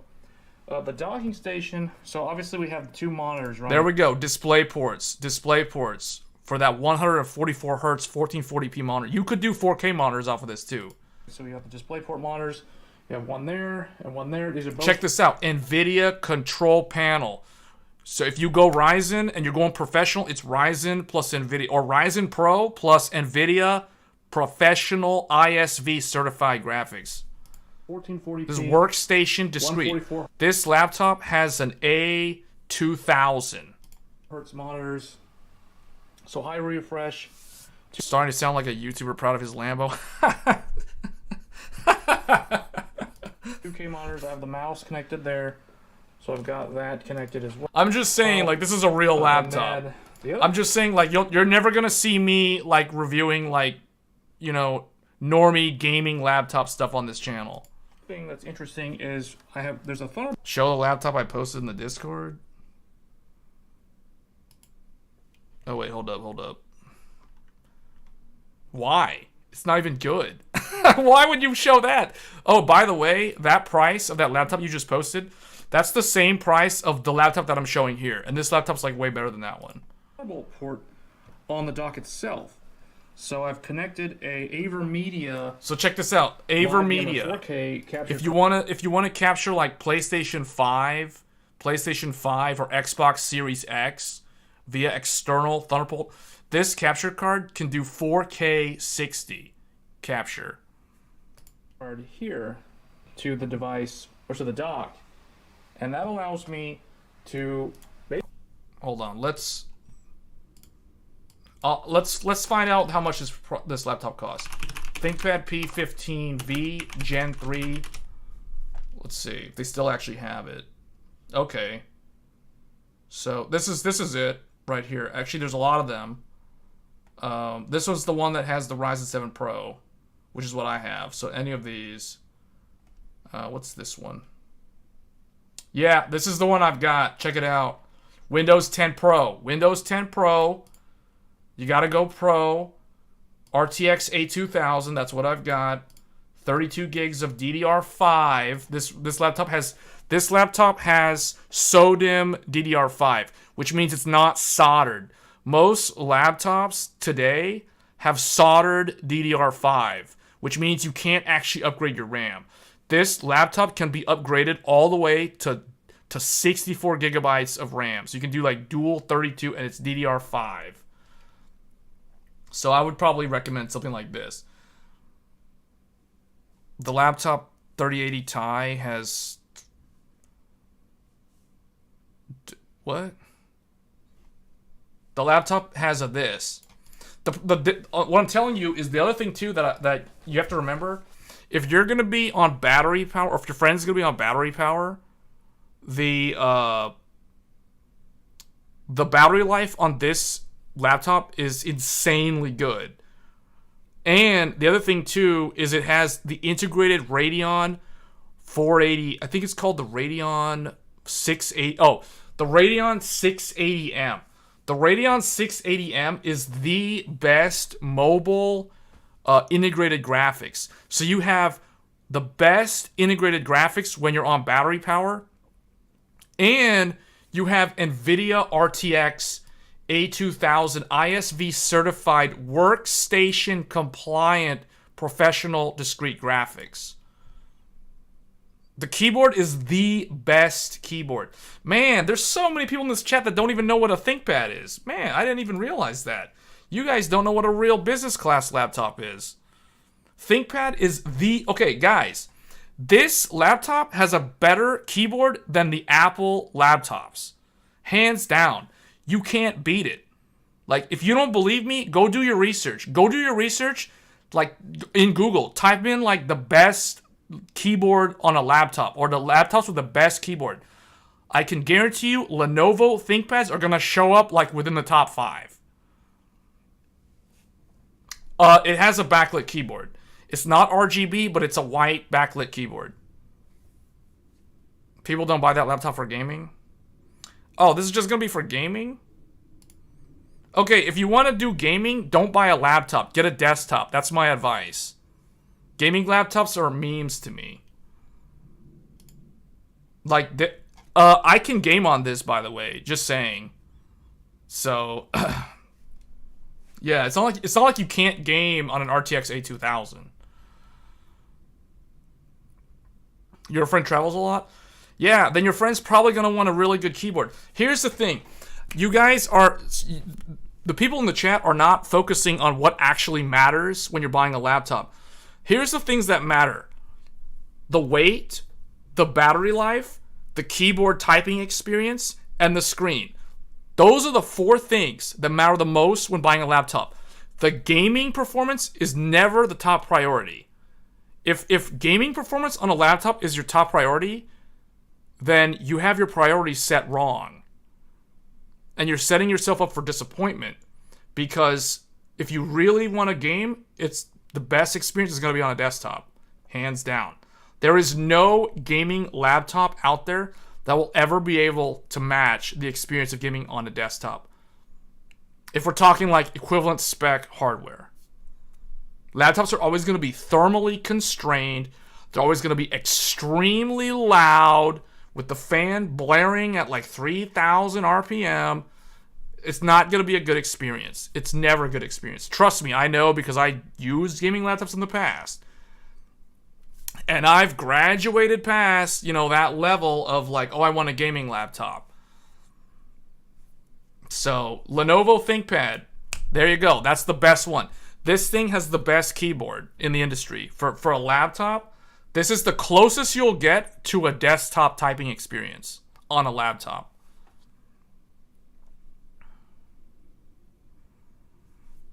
So, in my mind, if I'm buying a laptop, now everybody's going to have their own opinion, right? I'm just telling you guys from my experience, the things that I look for when I'm buying a laptop: battery life, the screen, like how good is the screen? So like the color gamut, that kind of stuff. And the keyboard typing experience. And I guess the 4th one will be like, how heavy is it? Like, is it going to be a big brick that I have to haul around all the time? That's what actually matters.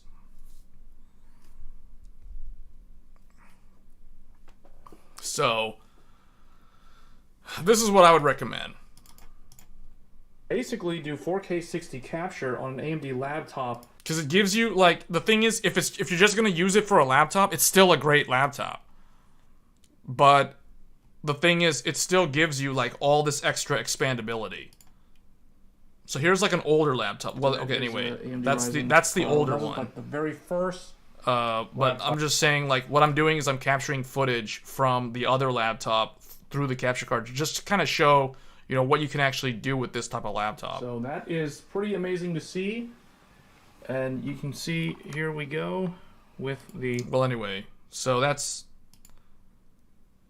kind of it. You get the numeric keypad. Not everybody wants the numeric keypad. Some people like to have, like the touchpad and everything all center aligned. But, that can come in handy.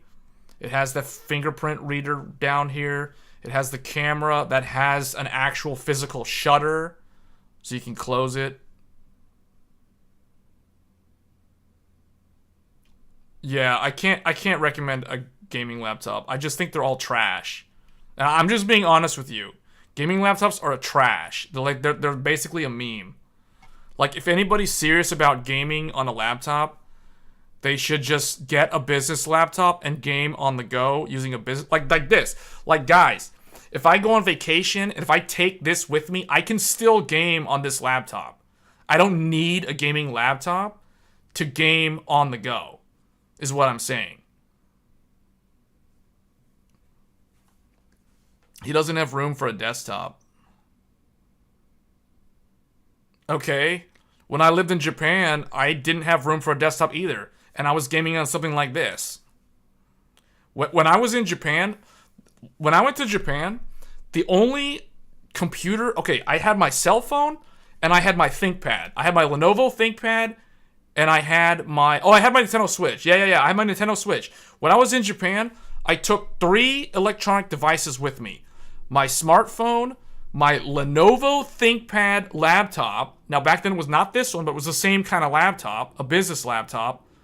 And I had my Nintendo Switch. That's what I took with me. I did not have, like, my PlayStation. I didn't have my desktop. I didn't have all that stuff.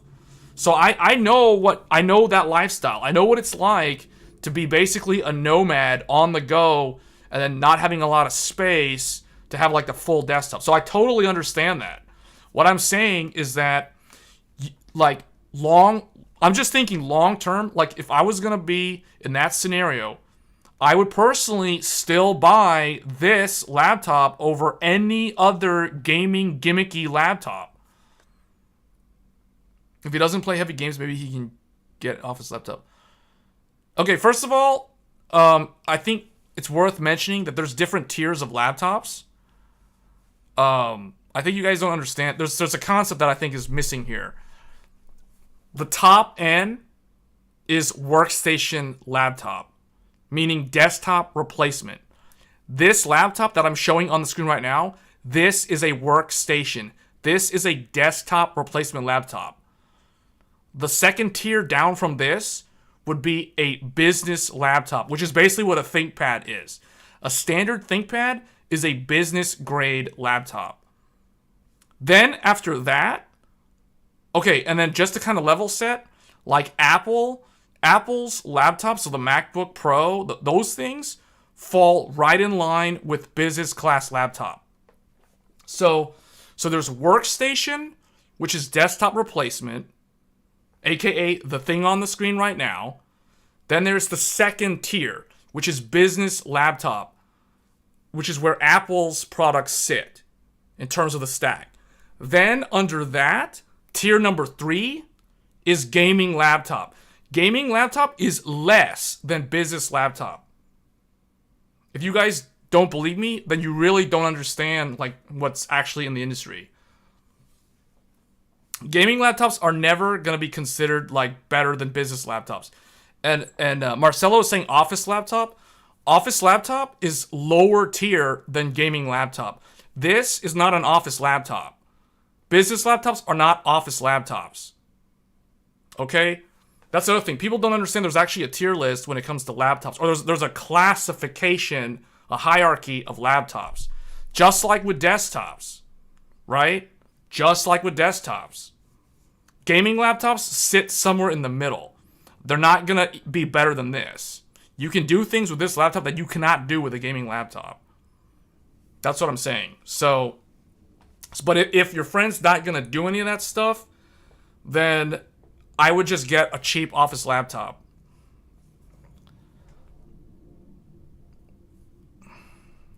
If you only play games on a laptop and don't have... Well, okay, I guess the question that we should be asking is, what is your friend actually going to do with the laptop?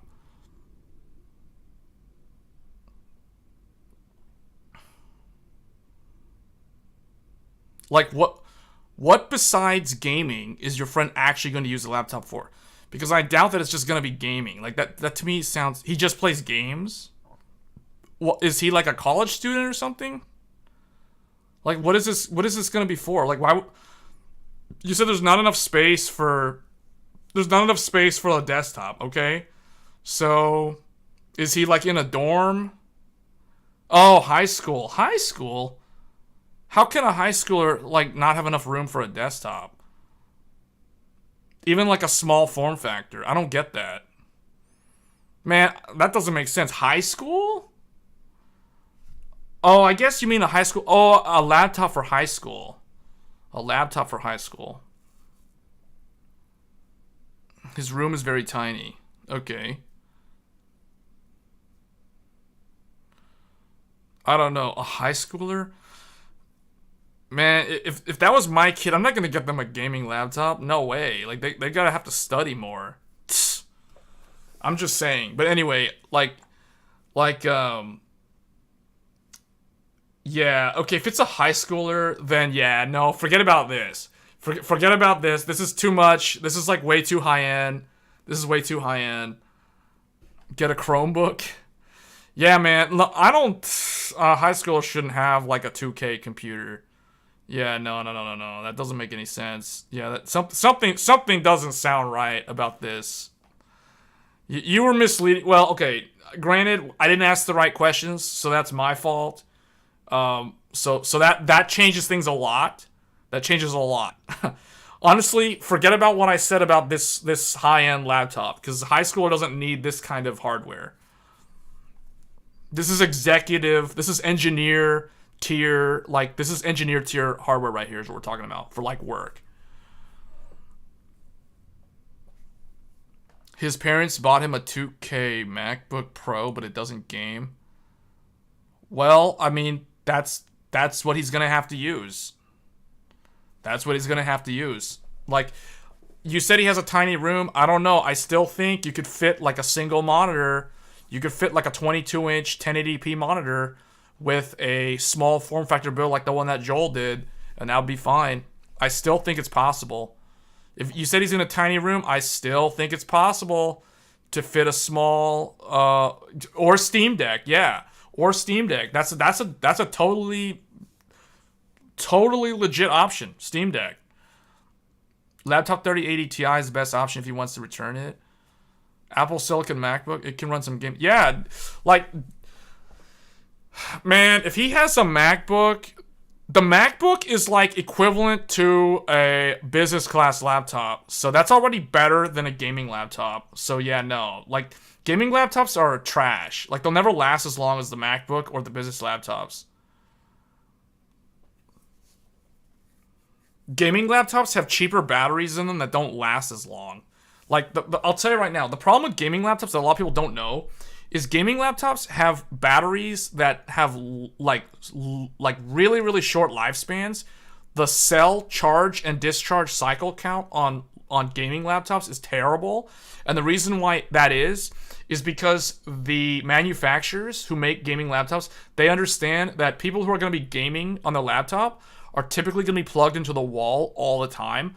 And so they don't care about the quality of the cells in the battery.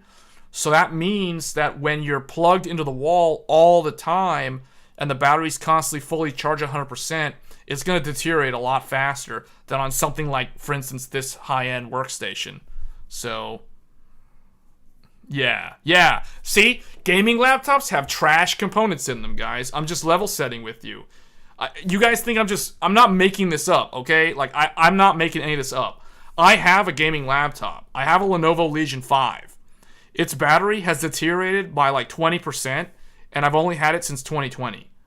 So that's really, in my mind, that's really bad. Compared to my other business laptops, some of them still have like 90% of their entire battery capacity, and they're like 10 years old. So, yeah. Gaming laptops are a waste of... I agree. For high school, it definitely doesn't make any sense at all. If it was my kid, I'm not going to give my kid a high-end gaming laptop. No, that's stupid. Like, why? Why would I do that? At best, I would get them a Steam Deck. Or, like, we'd have to figure out how to fit like a small form factor with a single 1080p 22-inch monitor or something.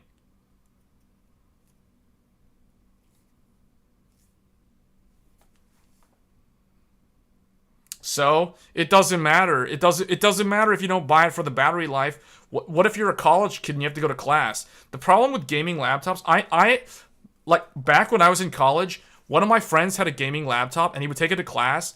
Like the first year, it was fine.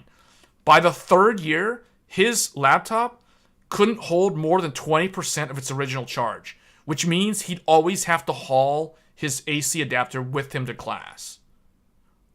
Where I never had to do that. And I never had a gaming laptop for college. So, just saying. Like, yeah, no.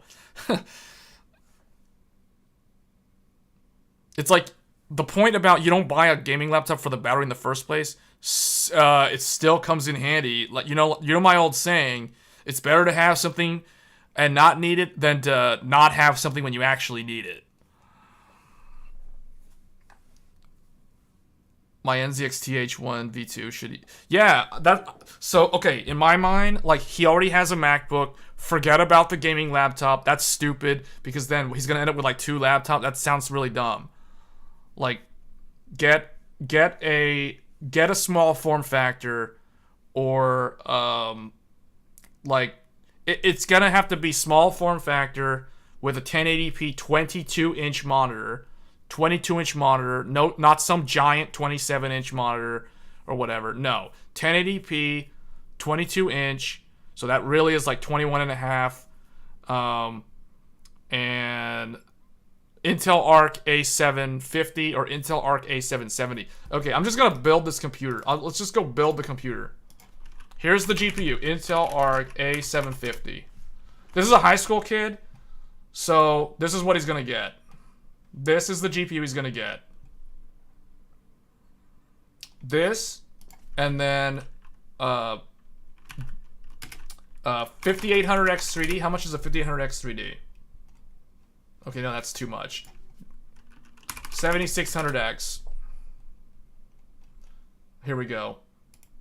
7600X. This is the CPU because it's the cheapest one with the best performance. I mean, the only other one is like what? The 12. Everyone likes to recommend the dumb 12400F. Like, how much is that? Okay, that's cheap. Okay, this. But this isn't even sold by YouTube anymore, so I guess not. Sold by Newegg. Okay, here we go. 6 core. I mean, 6. Okay, I guess this 65 watt. i3. Someone's saying i3. i3 12100. Okay, yeah, that's actually okay. Well, the thing is, like, they're saying $2,000. Like, who would? I don't know. For the money. That's what he should do. He should keep the MacBook and get a mini ITX. That's actually the correct answer.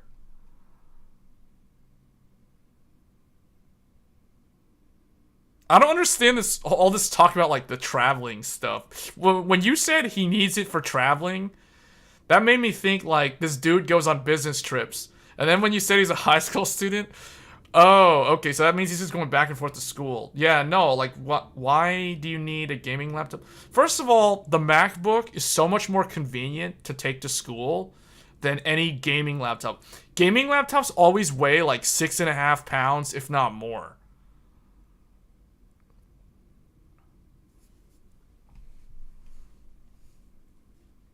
So, Celeron?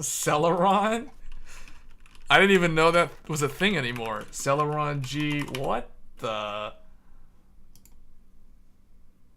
What? Dual core? There's a dual core Alder Lake? Can they please put this in, like, the Switch 2 or something?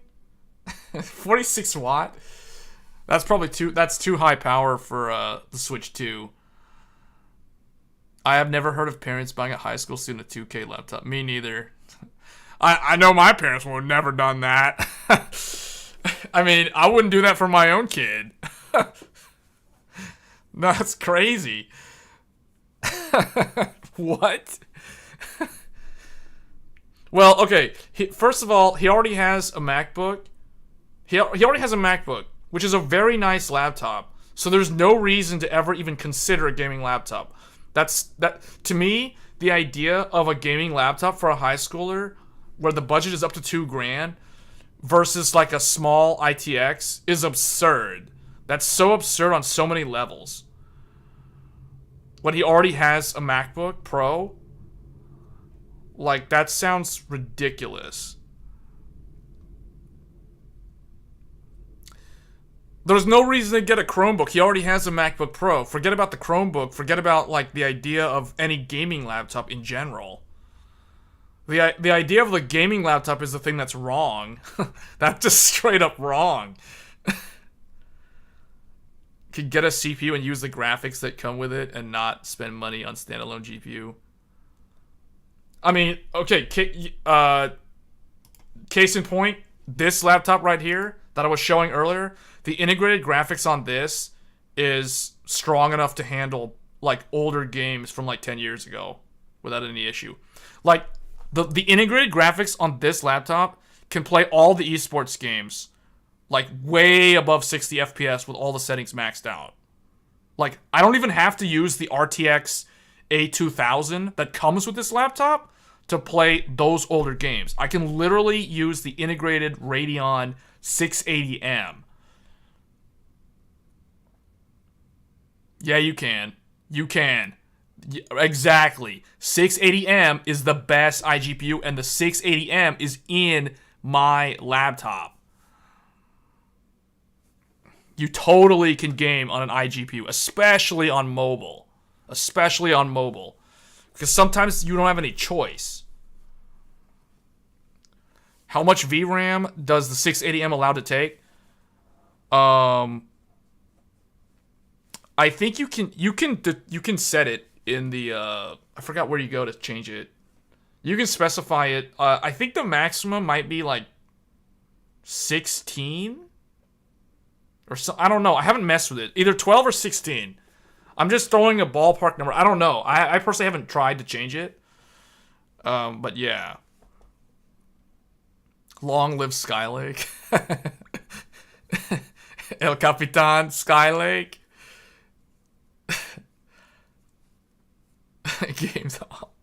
I game the crap out of just the 6700K. Yeah, I won't allow my kid to bring to school a 2K MacBook. It won't last a semester. Yeah. I think the 680. Yeah, you're right. 680M. I think it allocates 4. The thing is, the iGPU on this is only 4 gigabytes. So the NVIDIA discrete card in this laptop is 4 gigabytes of VRAM. Somebody asked earlier what was the VRAM. It's 4 gigabytes on the RTX A2000, which is what this has. So for those wondering what that actually means, in terms of like gaming performance, this thing games like a 3050 Ti. A 3050 Ti is essentially what this has for a discrete graphics card. So it's not that great, but it's ISV certified professional, so it's not like it's it's like a Quadro. They don't use the word Quadro anymore, but it's essentially a Quadro. 3050 Ti is what this thing has, and then it has like the 680M, which is pretty awesome. The reason why, so the thing is, the 680M is so awesome because not only is it like a really, really good, if not the best iGPU right now, on the go, this thing gets like 9 hours of battery life. 9 hours of battery life, which means I can go through the entire workday without even being plugged into the wall, if I wanted. So that makes sense if you're traveling. If you're literally traveling to like business meetings and stuff, if you're going on site to go inside a data center and like log into servers and things like that, that's when this comes in handy. It's intended for workload, not gaming. Exactly. Yeah. So we're talking about two different things. I understand that we're talking about like a gaming scenario versus like what I'm describing here. But the thing is, like, you can still, what I'm saying is you can still game on this laptop. You can game on it. Yeah, it's meant for work, but you can actually game on it.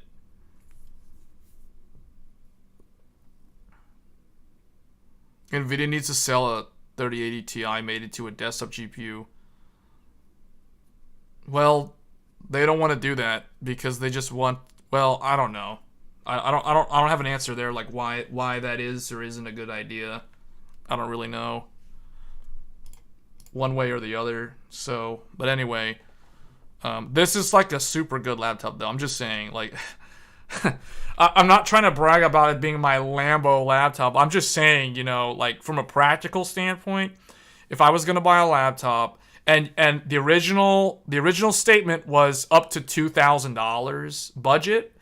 What I'm saying is you could fit this into a $2,000 budget, and this is like the pinnacle of like the best type of laptop you could get with that kind of money. The other thing is the durability. Yeah, this thing is built like a tank. It's way more durable than any kind of gamer laptop. Lambo laptop, yeah.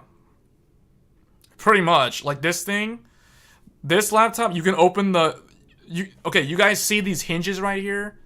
Those hinges are magnesium alloy hinges. I can literally grab my laptop and pick it up from the screen. I can pick up this laptop by the screen while it's open, and it holds solid. Those hinges are solid like a brick. Like this thing is way more durable than any like garbage $3,000, $4,000 laptop. Way more durable. You drop your laptop, you drop your gaming laptop. Okay, good luck. It like the plastic, the gamery plastic stuff on the back of it for the vents, like on those Asus like Zephyrs or whatever. That thing's gonna crack. That thing's just straight up gonna crack. This thing, no. Magnesium roll cage, magnesium alloy hinges. It has like a rubberized palm rest plastic. Like it's like a flexible, soft, textury rubber material on the palm rest. It's not that hard, cheapo plastic on like a gamer laptop. So it's like, nah. And it has a backlit keyboard. It's all white illuminated keyboard. It doesn't have RGB, but who cares? Because I would never use the RGB anyway. It has 2 levels of brightness on the backlit keyboard. It has a spill-through water-resistant keyboard, meaning if I spill coffee or like water on the keyboard, it will drain through to the bottom, and the laptop will survive. It will straight up survive. Gaming laptops, you pour water on a gaming laptop keyboard, GG, it's gone. Rip that laptop, it's gone. You pour water on this laptop, it survives. So when we talk about durability, this is the reason why, like, I do not recommend gaming laptops. I don't care. I would rather game on this laptop than game on a gaming laptop.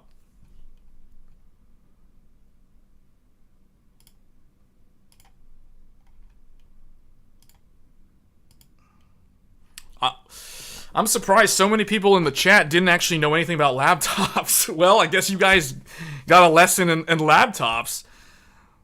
The webcam's pretty good. The other thing too is the webcam has a shutter. So if you don't want like it has a physical switch, which like a latch that literally like covers the webcam, like physically. If there's like a little notch. I don't know. I don't think I showed in this video. Right here. Hold on. Here it is. Okay, here's the full video. Different kind of video, so they were gonna be taking a look this is at the full a video. Lenovo. So you can kind of see like up here, there's like here's the camera, but then there's like a shutter switch right here. You just physically push it and then it like closes the camera. It has the fingerprint reader right here, so you don't have to type in your password every time. You just like use the finger to log in if you wanted. I mean, it has all that stuff. It has all the Windows Hello facial recognition if you wanted to do that. I don't actually use that. But you know, all that stuff. It has the classic trackpad it has the touchpad, and then it has like the track point, so you can move the mouse around using the little red nub, like olden days of IBM, the original old school. This is the OG. Like those who don't know, like laptops, the original laptops were from IBM. IBM is the OG granddad of all the laptops. And that brand was known as the ThinkPad brand. Then Lenovo, the Chinese company Lenovo, bought the ThinkPad brand division from IBM. So the brand today is owned by Lenovo. But this, the DNA at its core, the origin of this brand was the first OG laptop. Back then, it used to be IBM or it was Apple. IBM and Apple were like the two big ones, right? And then eventually you had Dell and HP. These startup companies showed up, and they eventually replaced IBM in the consumer space for desktop pre-builds and laptops. But this is the OG brand. So this is the true. If you go back to the history of laptops, like ThinkPad will show up. This is the reason why I have ThinkPad, because this is like the OG good one. It's like the legit good one. So that's why I use this. There's the power plug. This right here is full Thunderbolt USB 4 40 gig Thunderbolt. So you have a 40 gig USB-C right here. That's where the docking station thing can connect. Full Intel spec. It has the Intel Thunderbolt controller in the laptop, just like those $500 AMD motherboards. So you get full Intel Thunderbolt 4 on an AMD Rembrandt laptop. So, what else? Just kind of a couple things here. Then we'll probably move on to a different discussion topic. But you got always on USB. You have full RJ45 Ethernet. Like a lot of laptops skimp out on these now, where you don't actually have these anymore. And this is the full metal frame. The other thing that I've seen on a lot of cheaper laptops, lower end laptops that aren't true workstations like this, they have the plastic RJ45, which means if you accidentally like pick up your laptop while it's plugged into an Ethernet cable, you could literally rip the Ethernet cable out of this thing, and that will break the plastic clips. This thing has a full metal frame housing, so that you can't actually do that on this thing. And then full SD card. There's the combo 3.5 inch for the headset, microphone and headphones, and then you've got HDMI, etc. So proper hand warmer on the left side, the right way to warm hands. Yeah, right. They don't have it on the back. So I think that's pretty much it, though. Like I think the full video kind of shows. See, here we go. There's the 680M, and then there's the NVIDIA RTX A2000. So it's got the full dual GPUs, the integrated and the discrete. So I think I'm talking about A2000. This is an ISV certified. Yeah. So this is definitely like a high-end workstation laptop. But what I'm saying is the original It's Beatles was talking about like $2,000 budget. And then we started talking about gaming laptops. I'm thinking like, no. If you have a $2,000 budget, you legit want to buy something like this than any kind of like gimmicky gamer laptop. Like if I was going to buy a gamer laptop for whatever reason, I wouldn't spend more than $1,200 on a gamer's laptop. Like a gaming laptop, for me personally, the maximum budget is around $1,200. Anything above $1,200 is complete garbage waste of money if it's a gaming laptop. So, yeah, like this is like a true laptop.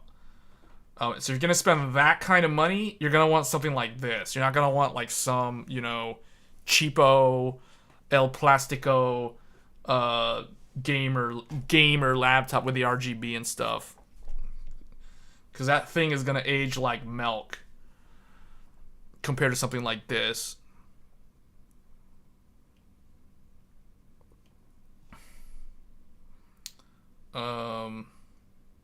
I think I actually, I show the webcam right there. There it goes. So, and it does have a... Yeah, see, now it's open, and then there's the close. And a lot of, like, I think a lot of laptops now, like gamer laptops, also have this feature. But Lenovo, a Chinese company, which is quite ironic, but a Chinese company was the first one to start this idea of having a physical shutter on the camera. And that came from the ThinkPad brand. ThinkPads were the first ones to introduce this feature back in 2018. And then they eventually rolled this down to their gamer line. The gaming laptop line is known as the Legion, which I do have a video on the Lenovo Legion 5. That is the only gaming laptop that I actually have. So the Legion 5 has this feature, but like the HP Omens, the Dell Alienwares, none of them had like a privacy shutter on their webcams until they copied Lenovo. I think, do I have? Yeah, here's the Cinebench right here. Multi-core, I think I do a Cinebench run. 621. And then as a desktop replacement. There's the dock. There's a dock. This thing, you don't need this thing, but I'm just saying, like for work, for desktop replacement, like this is the way to go. This is how it's actually done. And if you want to use someone like hacks them, they can't see much anyway. Like the ThinkPad. Yeah, you just have the physical shutter. Somebody hacks the camera. You just click. It's like covers it up.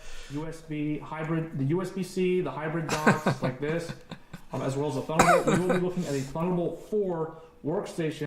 Then there's the charger and stuff. With a 135 watt just use charger as opposed to the well, then the colors will be all 230 watt found just on the higher wattage or the higher power Intel.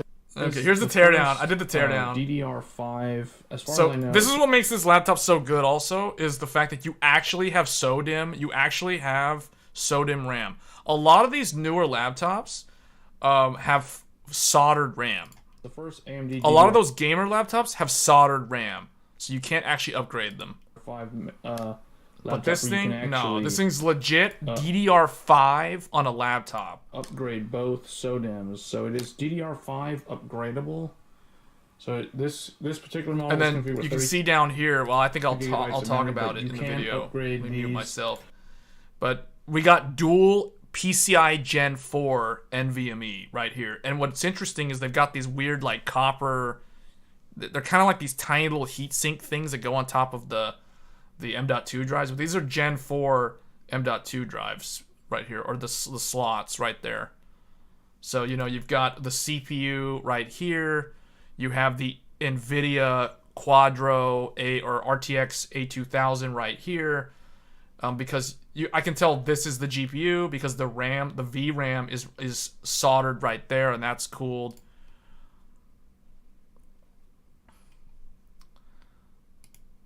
I'm talking about the M.2. So you got dual M.2 on here, PCI Gen 4. So if I wanted to do like RAID 0, not that I would do that, but you could do RAID 0. So this is like high-end stuff. This is like legit high-end. Then I basically add like a cheapo 2 terabyte PCI Gen 3 SSD.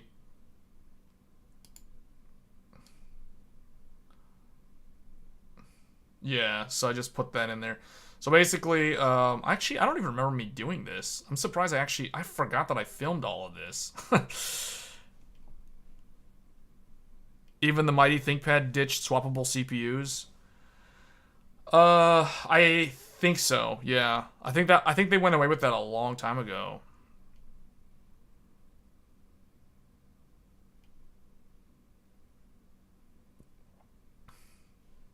Because the problem is they always like end of life the laptop's so quick, and then you can't really do much because even if you have an upgradable CPU in the past, they wouldn't, like, the vendor typically doesn't provide the BIOS that will recognize the newer CPU, so it would never really work right. That was typically the problem.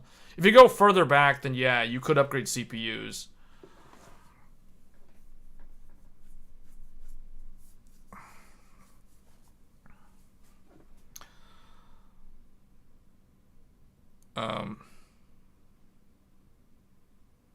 I forgot what I was talking about there, but anyway, yeah, that's kind of it right there. And then I've got like you guys can see, like right here, this is my gaming laptop.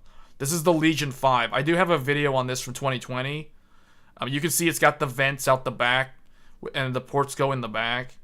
And then this one is an older ThinkPad, and then I don't even know what this thing is. This is like an old, like a really old whatever laptop, but those are basically the laptops. You have a collection of laptops too. Sort of. Sort of, but not. It's not going to be nearly as impressive as my GPU collection. It's just like, it's just going to be like a bunch of Lenovo ThinkPads. I have a T400, a T500, and then I've got a W520, which is not. None of those are shown here. I have a. What do I have after that? I have a P51. That's the laptop that I took to Japan. So when I was saying earlier, like if I was a nomad and if I couldn't fit like a desktop in my room or whatever, if I was on the go, I would still be using one of these. So I had a P51, which I took to Japan. And then after that, I had the first Ryzen-based ThinkPad, which is the laptop that you see right here. This laptop right here, you can't really see it that well. There's a video of this laptop on the YouTube channel from like 2018. I got this in 2018.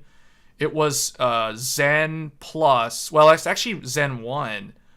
It has a Ryzen 7 Pro 2700U. So it's a U series, which means like a 15-watt processor. So it's a small 14-inch laptop, and that was like the first AMD one, because all my other ones are Intel.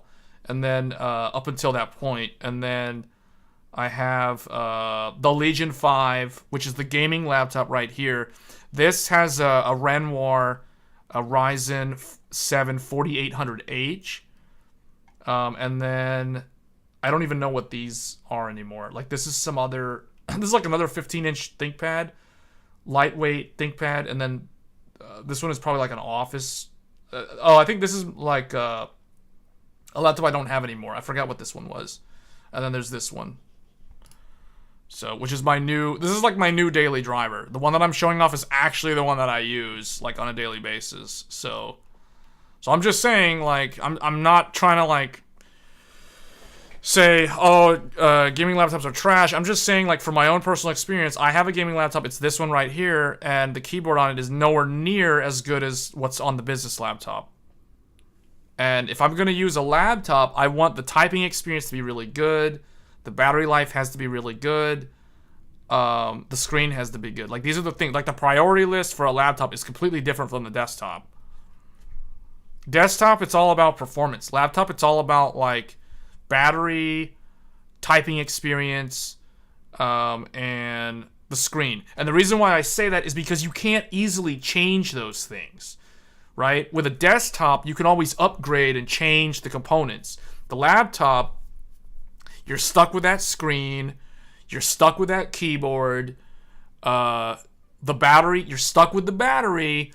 So it's like, yeah, you can replace the battery like 3 or 5 years later, but it's like you're still stuck with the battery. So the battery life actually matters.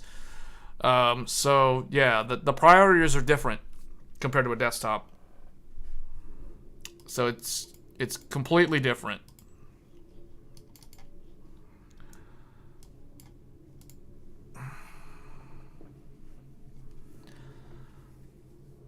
That wasn't Alienware, I think. It had 2 power breaks.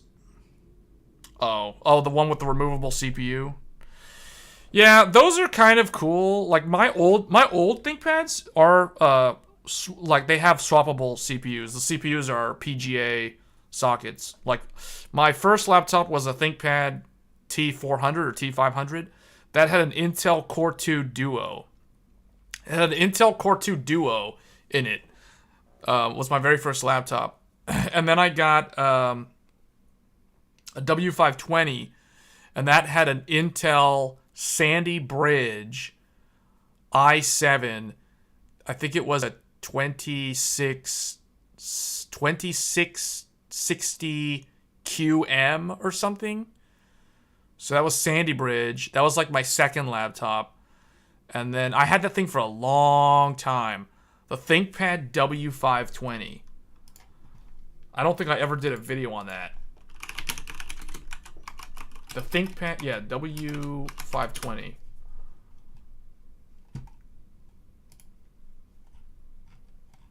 Let me see if I can find, like, I don't know why. Oh, wait, hold on.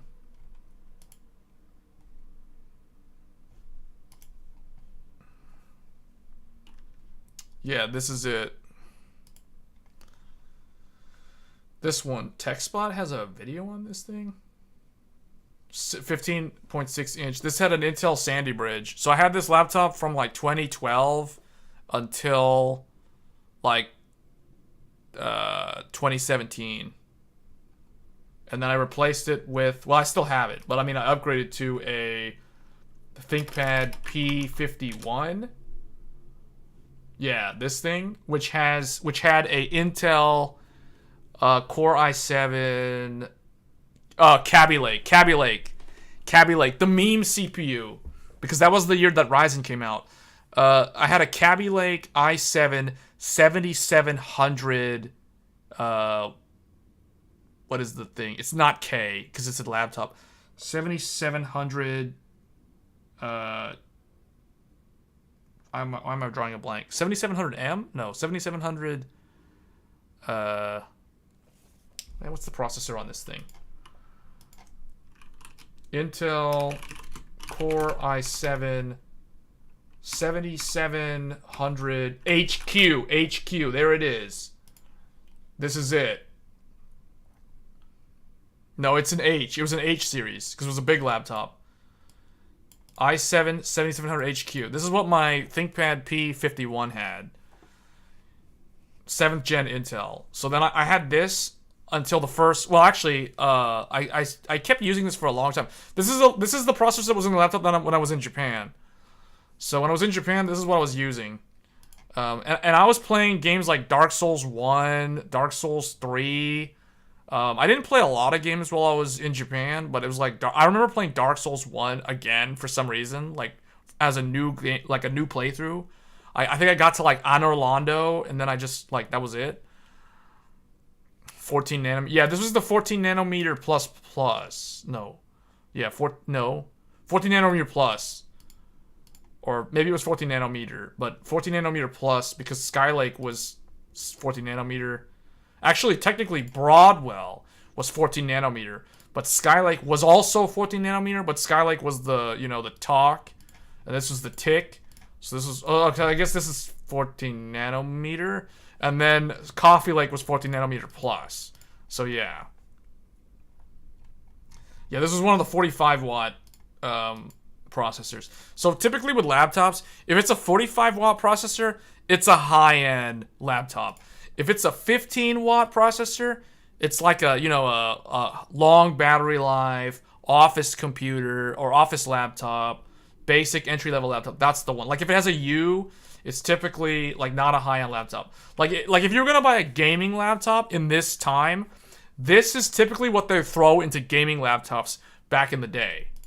See? So I would either have a gaming laptop or better than a gaming laptop because it would have like the security thing for like IT, which would be like it would have like a different number in here to indicate that it's a security enabled one. I forgot the numbering, but this is what I had. And then like the first Ryzen one was the Ryzen 2700U. So then I got the small little U processors. This is the 15 watt. See, 15 watt. So this was a small 14-inch laptop meant for like business travel. So that's basically what this was for. Hold on. You have a collection. Okay, laptops, CPUs came a long way. It used to be so weak. Yeah. Laptops got really, really strong starting in like 2020. What phone do you have? I have an old phone from 2017 that I still use. It's OnePlus 5. You moved to Japan for a time because of work. It was work related mostly. But yeah, I was surprised I was actually allowed to go. Yeah, I lived there for 6 months. I was there for like half a year. So from January till the end of June of 2018 was when I was there. So I got to experience what it's like in the winter and the spring and then like the very beginning of summer. And I'll tell you, summer in Japan is the worst season. Summer's terrible. It's like being in Florida in the summer. That's what it's like. It's like Florida. Or I guess it's like the East Coast. It's kind of like the Carolinas and Florida in the summer. And winter's really cold. It snowed really bad one day in like January. Or maybe it was like early February when I was there. I remember it snowed so bad that that the trains stopped working, and I had to walk for like an hour and a half in the freezing snowstorm all the way home. It was terrible. It was terrible, man. Walking home in a blizzard. And like everybody, the thing is, it was like me and a bunch of Japanese people like walking in the snow. We were all just quietly walking. It was like that scene in the trailer for Dark Souls 3 where like all those weird people, you know, with the hunchback stuff were like walking like in a snow thing, all moving slow. That's basically what that was like. Worst part of Japan is the lack of bins. See, I noticed that, but I never really had a problem with that. I don't know. I just never... Yeah, that's the annoying thing. And the other thing, too, is you have to sort your trash. Like, you can't just, like, throw all your trash in, like, the trash bin and then just, like, set it outside for the garbage people to collect. You can't do that in Japan. In Japan, you have to actually, like, sort your trash.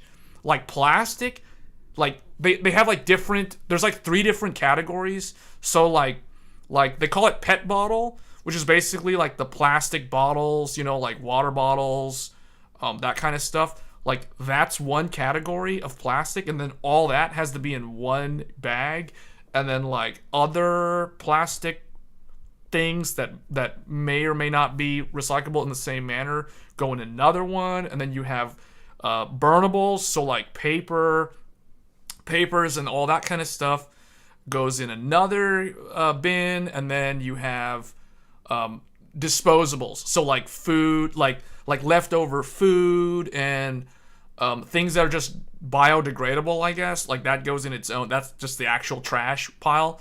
So it's very I don't know, it's environmentally friendly, I'll say that. Like in terms of like recycling, like the Japanese actually recycle in like a very strict manner. I was actually surprised.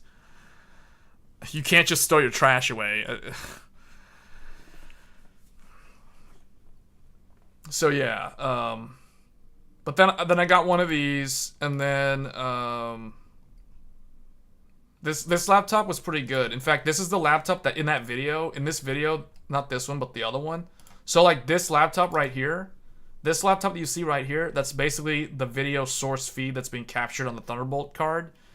That is that old AMD laptop from 2018, like first gen Zen 1 on a laptop. So I use this one, like if I was gonna do more mobility type videos, I usually use this one over here, because this is an old, you know, it's a small like Ryzen 7 2700U. I don't really use it much anymore for like work or anything. So like this is the one that I use for like testing stuff to showcase things. So that's why that one's in the video. The northern part of Japan, I thought, would be nice in the summer. I was never there. So you're talking about like Sapporo. Sapporo is like the northernmost part, like the island of Hokkaido. Hokkaido is really really cold in the winter, and it snows a lot up there. But in the summer, I don't know. I mean, I was never in that part of the country. But I know one of my friends who used to live there, and it gets a lot of rain, so it's kind of like the eastern part of Canada, if I had to guess, in terms of the weather. So it gets a lot of rain. The summer is probably relatively short or very mild, and yeah, and then it's like a lot of snow in the winter. so if you like the cold, if you like snow, Hokkaido's the place. East Coast weather is crazy. Yeah, because of the current. It's because of the Gulf Stream current. That's the thing. That's the thing about like the why does it do that when I like move this thing in front of it? That's the thing about the continents, right? Like the on the planet, or I guess, well, we don't even need to do it like that. Like the reason why the East Coast weather is always so much worse than the West Coast is because of the ocean. It's all because of the ocean. Like the there's a rule of thumb. Like you can look at it depending on the ocean or depending on the continent, but the same principle applies. So like let's just delete Zen overclocking because we're done talking about that. But basically, like if I have a okay, here's like the U.S., right? I'm just gonna draw the U.S. real quick. Like here's Florida, here's like the part that goes to like Texas or whatever, and then you've got like this part here, like Mexico's down there, and then it just kind of goes to the west. Okay, I probably drew that terribly, but you guys get the idea. So like if this is the current goes like this, and it goes up toward England.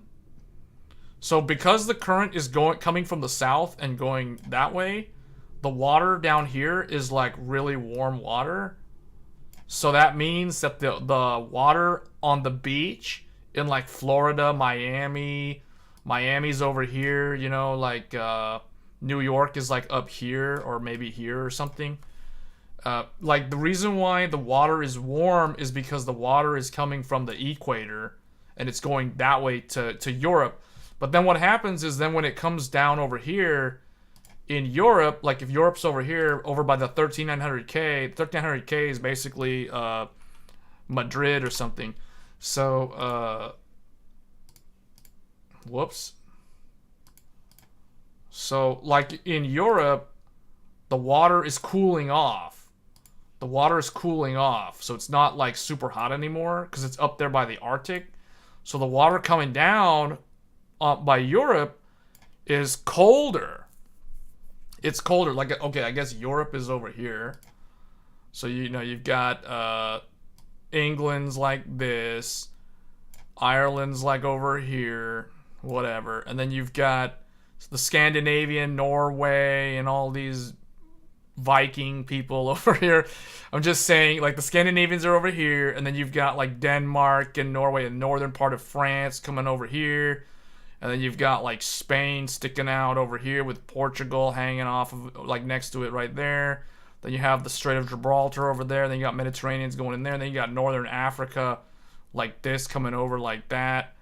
So what I'm saying is, like, the water coming in over is colder. So that means the beaches in like France and stuff, the water is a colder temperature than it is over in America. In America, the water is like all warm on the beaches in the East Coast. So what that means is the water going, I don't even know why we're talking about this. Is like so not tech related. This is like so off on a like completely different tangent.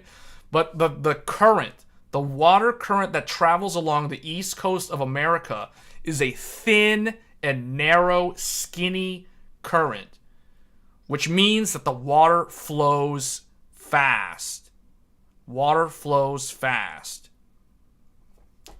It's a fast-moving current, and it's a thin current. And you got all this warm water pressure coming over here. That means, what do you get in the middle of like August, end of July, September? You got these big old tropical storms coming over. You got all these storms coming over that go like this. That's the reason why hurricanes happen in this region. Because you got all this hot water, all that pressure building up. You got all that energy dissipating like that. That's why you get hurricanes on the East Coast, but you don't get them in Europe. Because Europe has all that cold water coming down from the Arctic. So, like, the Gulf Stream water goes up and then it cools down. And then when it comes over here, what ends up happening, you got cold water, and it's a flat, wide, slow-moving current. You got, I think it's called the canary current or something. Somewhere there's like a canary current, but over here it's called Gulf Stream current, and you got canary current over there. I think that's the right name. Maybe I'm talking about the one that goes by Africa. But you got like a slow moving current. This thing is so underclocked, undervolted, low power, low energy. So you got cold water. Over here you got all the overclocking so you get hurricanes. Someone's overvolting too much. Fast moving water, hot water or warm water, and that's why you get hurricanes. So again, it's like this is what I'm saying. Like, it's your frame of reference is always gonna be from either you can either evaluate it. You can evaluate weather patterns based off of the ocean itself or the continent. The continent will always have a fast, warm current on the eastern side of the continent. On the western side, so here we're looking at Europe, so we're looking on the western side of the Eurasian continent, you get cold water. So the western side of a continent always has cold, slow current water. The eastern side always has fast, warm water. So California, we didn't talk about California. California, cold water coming down from Alaska. You've got the California current coming down, cold water. That's why California doesn't typically have tropical storms. This is where the Celerons are all located in the west side of the Atlantic. What? Yeah, pretty much. So it's like you have all this cold water over here. So why am I bringing this up? Because we were talking about weather in Japan. Well, think of the Asian continent. Literally, we can pretend and substitute this as the Asia continent. So where is Japan? Japan is literally, like, if this is Asia, this is not the US anymore. Pretend this is Asia. So now you got Japan over here with Hokkaido like over here. Then you have the Kyushu like this. You have those islands like that. And then you have those small little one right there. Okinawa's like down here somewhere. So again, Japan is on the east side of the Asian continent. So that means it's going to have warm ocean water coming from the equator at the Pacific. So it's going to have the same problem as New York and Florida. So that's the reason why I'm saying, like, Japan, the weather in Japan is very similar to the east coast of the United States. You will experience all 4 seasons. You have warm water ocean. So you'll get lots of typhoons. Lots of typhoons because the same problem like in Florida, you get the same problem over there. So it's the same thing. So you can always look at it from, like, if you always want to know if the place you're going to could have bad weather, potentially, always check, is it on the eastern side of a continent or is it on the western side of an ocean? Eastern side of a continent, western side of an ocean. If you want, like, good weather or, like, no severe, like, problems, go to the western side of a continent or the eastern side of an ocean.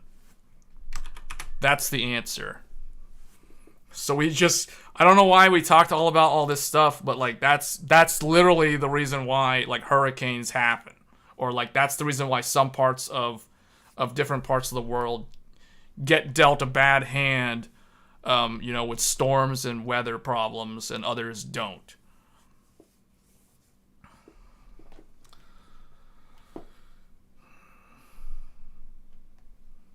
And jet stream comes from west to east with cool air. Well, I mean, it kind of depends. Jet streams are always moving. You're right. Jet streams are always going like this. They're kind of going across like that. They do that because of the rotation of the Earth. It's because the planet is rotating this way. It's rotating this way, so the jet streams are just following that. That has something to do with something called the Coriolis effect.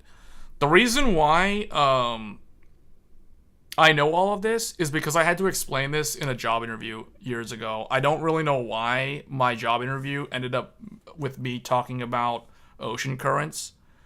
And then, like, in the interview, I remember at one point, they asked me, like, what's the source of it all? Like, how does all this get created? Like, the guy in the interview told me, you just derived, like, all of the explanation for, like, the weather patterns, but he was like, where's the source of it? Where's the source of it? And I proved to him that the source of it was literally the sun in outer space. Then I had to explain the sun is the source of weather. And I explained how the convection currents are created due to the sun heating the earth, and when the sun heats up the water in the oceans, it causes the oceans to have evaporative patterns, and then because the earth is constantly spinning, you have something called the Coriolis effect happening, and then that's going to move the wind from the water. Basically, the water vapor evaporating into the atmosphere will then move with the earth's rotation, and you have more of this back pressure happening from the continuous evaporation cycle. And that's essentially how you get ocean currents, wind patterns, the jet stream, all the different types of air current patterns, the doldrums, etc. I had to talk about, like, all this stuff in a job interview. I don't even know why I had to talk about this stuff, because it had that job that I was interviewing for had nothing to do with meteorology and the oceans. I to this day, I don't understand why the interview went off on that level of a tangent, but it did. So I basically had to prove that the sun was the reason why the Earth's weather patterns works the way it does. Like, it somehow went to that level, where at some point we were at a celestial, like, solar system, like, beyond Earth level. I totally got the job, man. I totally got the job.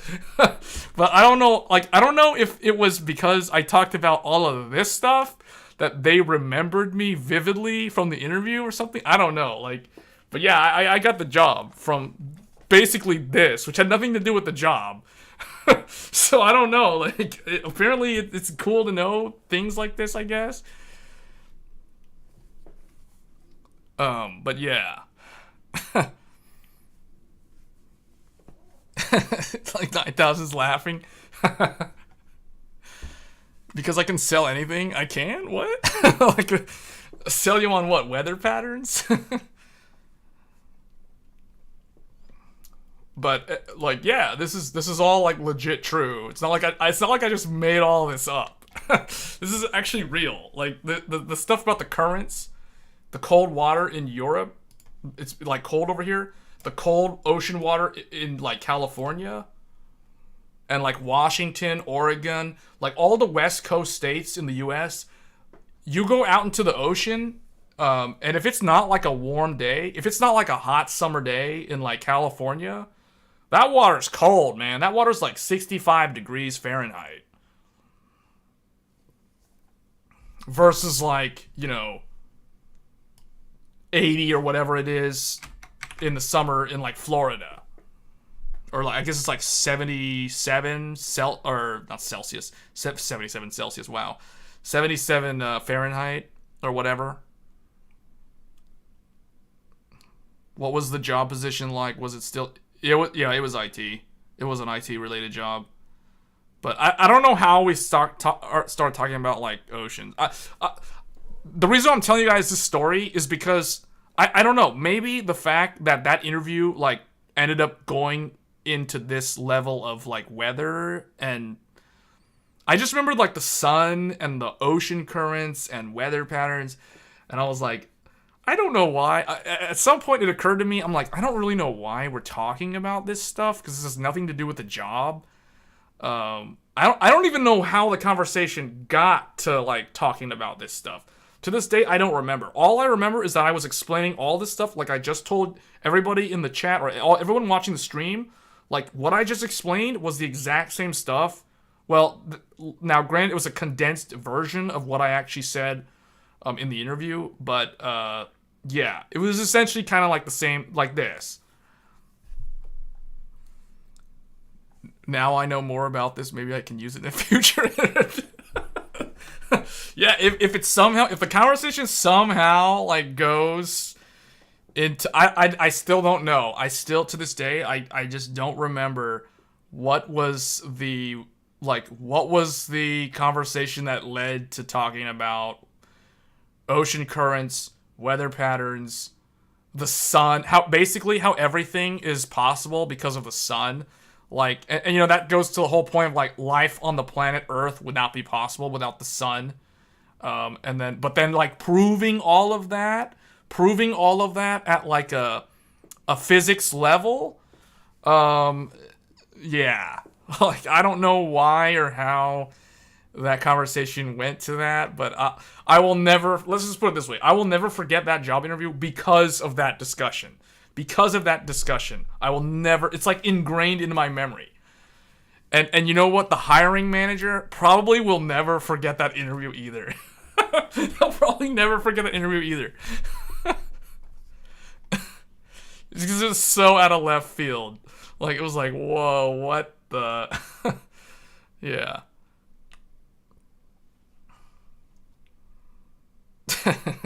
Marcel's like, now I know more about this. Yeah. Well, I'll just say one thing, because the trick question will be to explain how it all works in the southern hemisphere. Explain how it all works in the southern hemisphere. That's gonna be the curveball. Like, if you go and explain all this in an interview and they're like, okay, well, how does it work for Australia? How does it work for Australia? How does it work for South Africa? You know, like, if someone asks that, then what? Because it's actually a little bit different. I mean, it's still the same, but you have to remember that everything's flipped. All the like east-west gets flipped. Yeah.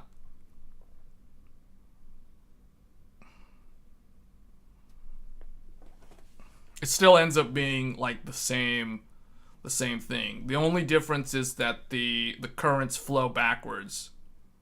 So the warm water will go that way, and the cold water will come up this way. It'll come up this way. So I think it's still, I'm trying to think to make sure I'm not telling you the wrong thing. Yeah, no, that's right. It goes the wrong way. So everything's backwards, right? So that means, like, Brazil, for instance. Brazil has warm water coming from the equator because Brazil's like down here, like here's like Mexico, and then it goes like Guatemala's over here, and then like Yucatan Peninsula, and then like South America will be like down here. It's kind of cut off now, but essentially, here's the Panama Canal or whatever, and then like Mexico's like that. Yeah, so Brazil still has warm water, but Chile and Peru and the places on like the west side are gonna have cold water coming up, going this way.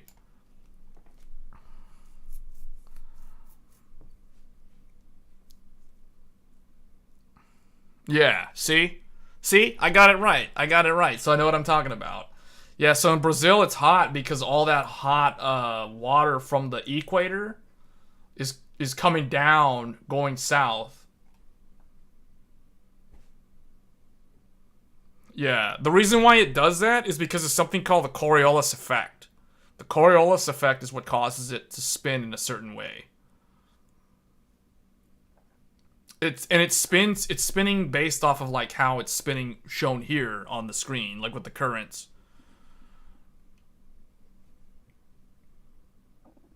Yeah.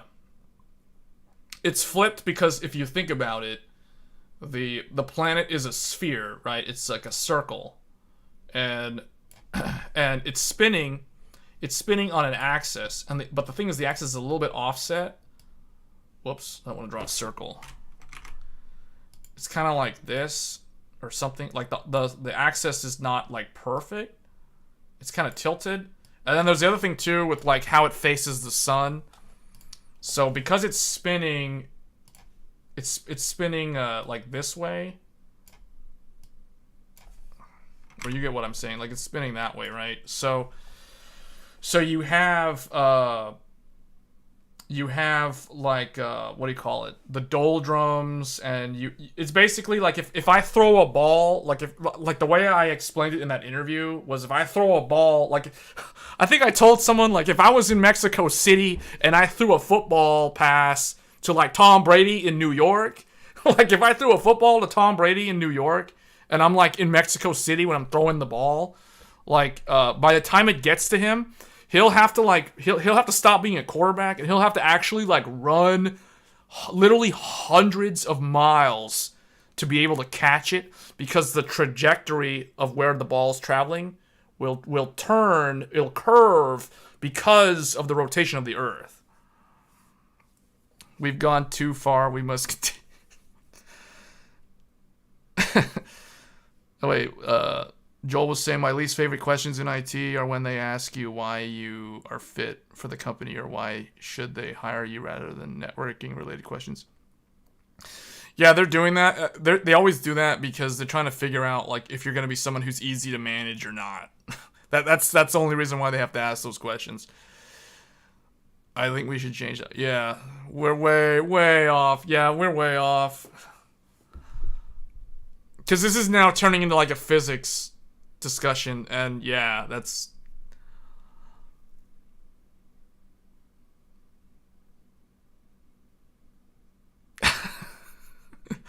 Well, the only thing is, I don't think there's any reason to ask this question, interviewer. I still don't even understand how this came up.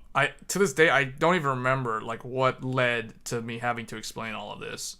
I'll never forget it though. Like honestly, this is the one interview that I'll probably never forget because of all this. And you know what? Because it was in a job interview, it's ingrained into my memory forever. You know what I'm saying? It's forever because it was in a job interview. So you'll never forget it now.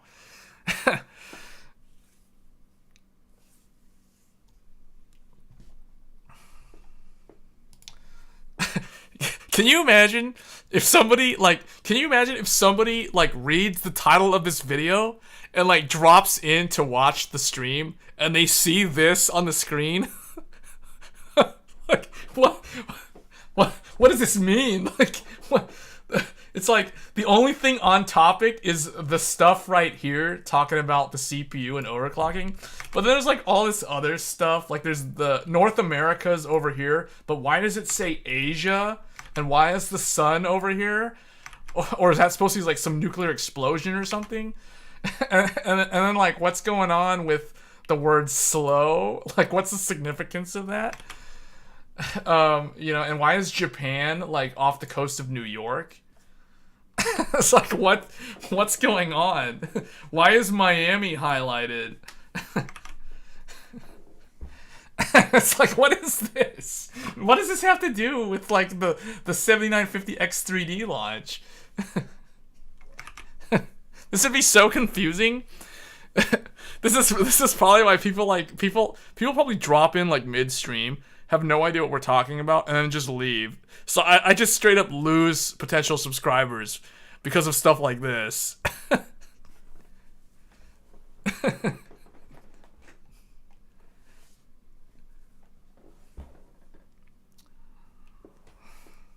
Well, I don't know. So besides Joey, who else is gonna get the Ryzen X3D CPUs next week? I don't think Joey's here. I think we lost Joey a long time ago with all this weather, currents, and water and stuff. But I know Joey's getting it on Tuesday. I don't know if I'm gonna get them. Like I don't really know. Like personally, I don't think I actually need these CPUs. If I get one, it's gonna be an impulse buy, and it's gonna be based off of the reviews. And then I'm gonna have to figure out what I'm gonna do with like the Zen 4 CPU that I already have. You're getting one? that only if the reviews and BIOSes are okay. Well, I can tell you the BIOS is probably going to be okay. Because, well, I don't know. Because if you ask, it depends on who you ask. Because, like, Joey's not happy with the BIOS currently on both AMD and Intel. Like, Joey's been testing Z790 and X670E. And he's been running into all kinds of problems with memory on both setups. But so it depends on who you ask. Like, if you ask somebody who basically they don't do any overclocking, they'll probably tell you everything's fine. But if you ask someone who like tweaks, overclocks, tries to optimize the system for better performance, then you're probably going to hear like it's going to be kind of mixed. It's going to be a mixed bag. It's like, it's fast, but I have to jump through these hoops to get the memory to be stable at like 6,000 or 6,400 or whatever. And then it's like, those are the kind of things.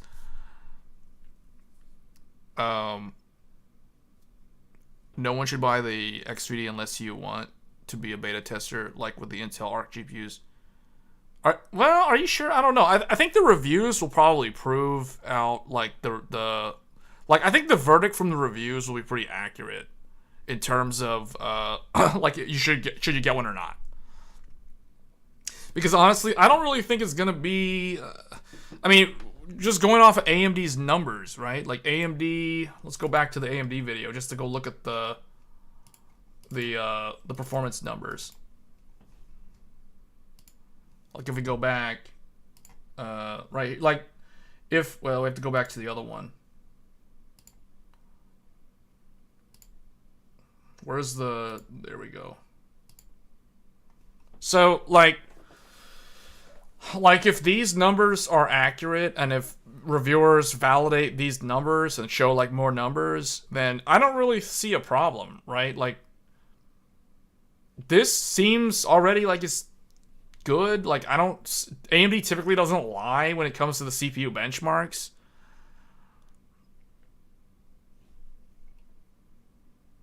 There's probably going to be some games where the 13900K still wins. Right, there's always going to be those games that don't benefit from cache, like if a game doesn't exhaust the L3 in a normal processor, then who knows what the result will be. Can you get like a loaner just in case you don't like it? What do you mean? Like oh, you mean like if I get one and I don't like it? I don't know. Like, see, if I was a larger YouTube channel, I'd probably just get like review samples. But then I wouldn't be able to talk about this stuff with you guys because then I'd be under NDA, right? Like then I'd be just like Gamers Nexus and LTT and everybody else, and I can't really say anything because if I was one of them, I'd already have the results by now. Because the reason, realistically, I'm telling you, every single one of the, like Jay, Steve, Burke, Steve from Hardware Unbox, all the big channels, they already have, they've probably had these review samples probably since Monday of this week, if not like Friday of last week. Because the reason why is because AMD probably sampled them like almost up to who knows what, 2 weeks ago? Or, okay, like a week ago. Because the thing is there's going to be back and forth between the AMD rep and whoever's doing the testing for the video, right? So like AMD's going to send them a BIOS, or like Gigabyte or whoever's going to send them the BIOS, and then they're going to have to like update or whatever and test that system and then say, hey, my numbers are like this. What do I need to do? That doesn't seem like it's in line with what you showed. Then AMD's going to be like, oh, well, what's your RAM speed running at? Do you have C states enabled or whatever it ends up being? So there'll be a lot of back and forth as they're trying to make their review content. So there needs to be a long enough production line window, so a long enough runway for the reviewers to make their content. They're not just going to be like, hey, tomorrow, like literally tomorrow, you get the CPUs, make your review over the weekend. No, they're not going to do that. They're going to typically send it to them like a week before, if not like a week and a half in advance.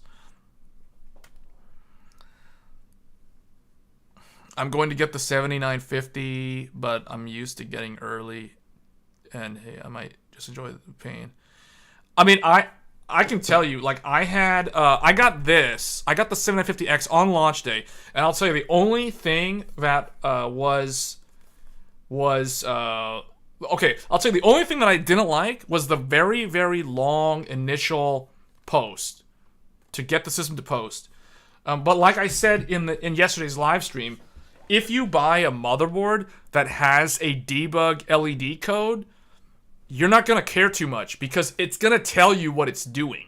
It's going to give you code 15, and code 15 means it's memory training. So you literally just sit there and wait for code 15 to change to something else, and as soon as it changes to something else, then it's going to start changing all kinds of different code numbers, and then that's basically it. Then it'll post like shortly after that. I have a video. Actually, I mean, I can kind of show you the video too. Like, let me just go to the channel. Let me find the video. It's probably gonna be like, was it this one? Yeah. So the 128 gigabytes of RAM video that I did recently on the channel, like this video literally shows like how long I even show like unstable memory. Like I Forspoken blue screened while trying to test the stability of my memory overclock with 128 gigs of RAM. But basically I show, okay, so I basically back it down, I get into Windows, and then, where's the part where I show like I thought I showed where is it? Oh, right here, okay.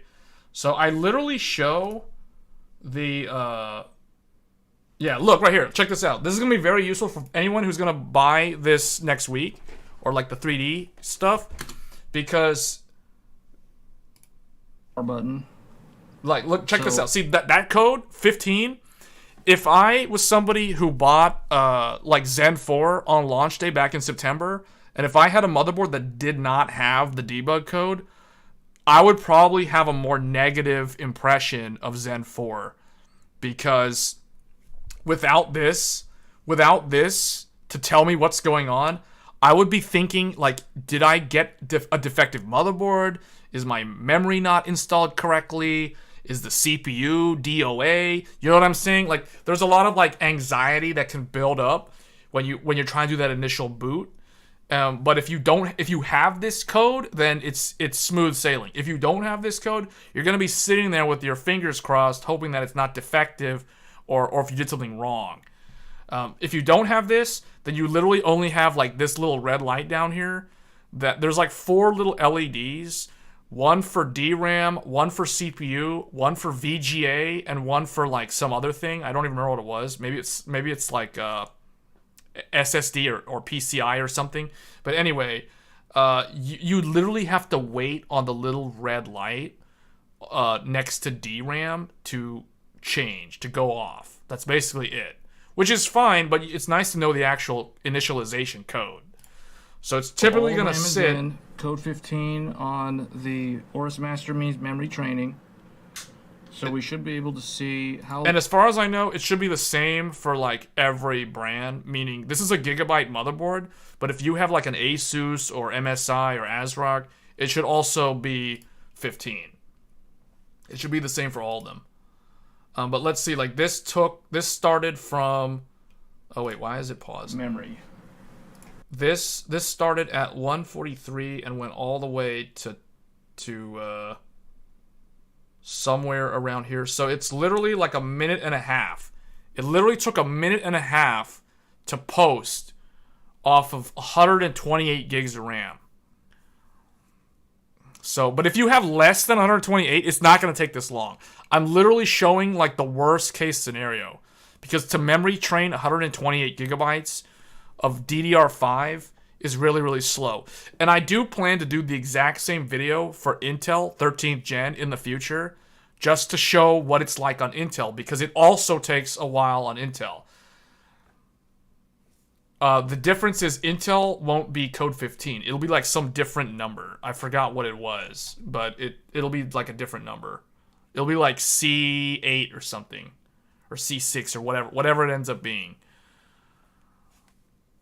But you can see, like, I'm literally still running the video, and it's still going. So just to, like, set the right impressions. So there it goes. So I think, see, now the fan comes up. 4800 and see if that's actually stable. It's like flying through a black hole in outer space. And it's like, now we're on the other side. So it looks like it's getting somewhere now. There's the 97. Right, there my Overmedia capture card. Okay, I will say another thing, just a real quick thing about code 97. It's getting somewhere now. Okay, I'm pausing here on purpose because what I have seen, if the memory is unstable and your computer is not able to boot into Windows, it will usually hang at like 97. I have seen that. So what you do is you turn it off. Like flip the switch on the power supply, then turn it back on, and then it should get you back into the BIOS. Oh. All right, there my Overmedia capture card. There's the post. There's the post. So it literally took... So that's good. It took almost 2 minutes. It took almost 2 minutes to initialize 120 to train 128 gigabytes. It actually posted. So there it is at 5200. It took like 2 minutes to train to get to 5200. It's only the first boot. It's only the first boot.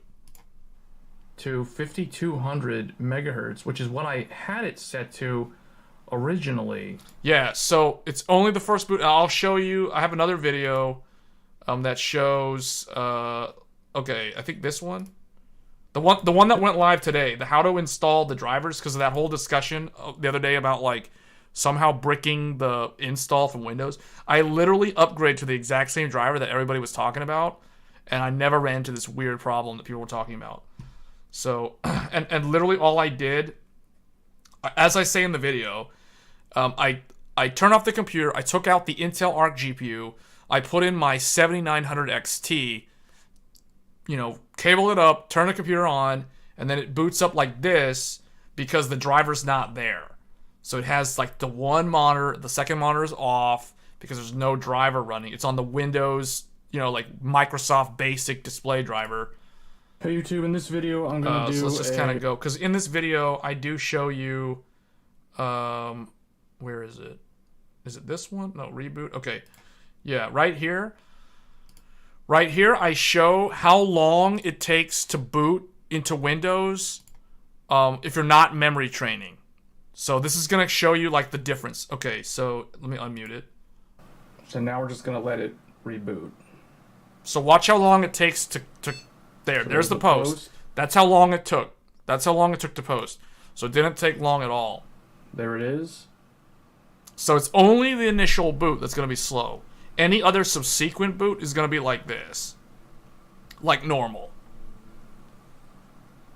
So, but that's the only thing. Like the initial post can be nerve-wracking for people who don't build a lot of PCs and have never worked on servers before, and that's because everybody complaining about DDR5 taking a long time to post. Clearly, those comments mean that they have never tried to boot a server. A server can take like 10 minutes to post in some extreme cases. So, yeah. And there we go. Now I see the correct resolution is applied, so we're now at 1440p, and I can see the light on my other monitor. So yeah, now we have the driver actually running. We now have both displays enabled. So literally all I did was I just ran the installer package and I installed the driver, and it's like nothing happened. So this whole thing about people saying, "Oh, it's gonna brick the install," processor. I don't know what people are doing. I don't know how much of it is like an unstable overclock that blue screened them while they were updating their driver or whatever. 7700X. So you can see now the driver is almost. But yeah, that's pretty much it.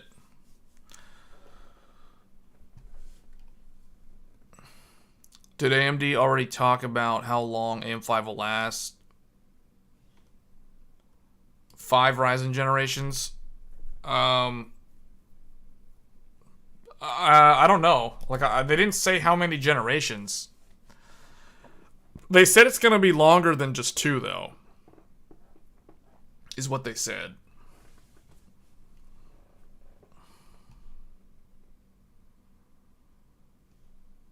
But the thing is, you know, like, the fact that, I mean, technically, like, I already have a different CPU option, you know? Like, I have the launch day vanilla Ryzen 9, and it's like next week. Technically, I already have, like, a different CPU that I could side grade to or quasi upgrade to.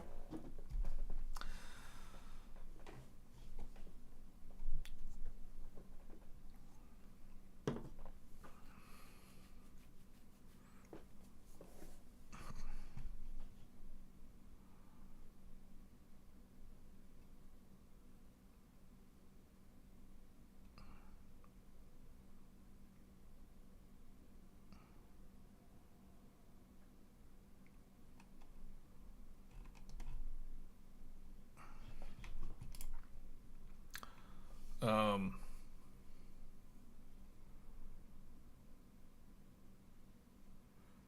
yeah, it doesn't. That's the thing. Well, 13900K was the upgrade from the 12900K. That was the upgrade. It is the upgrade. Probably 3 and might change to where...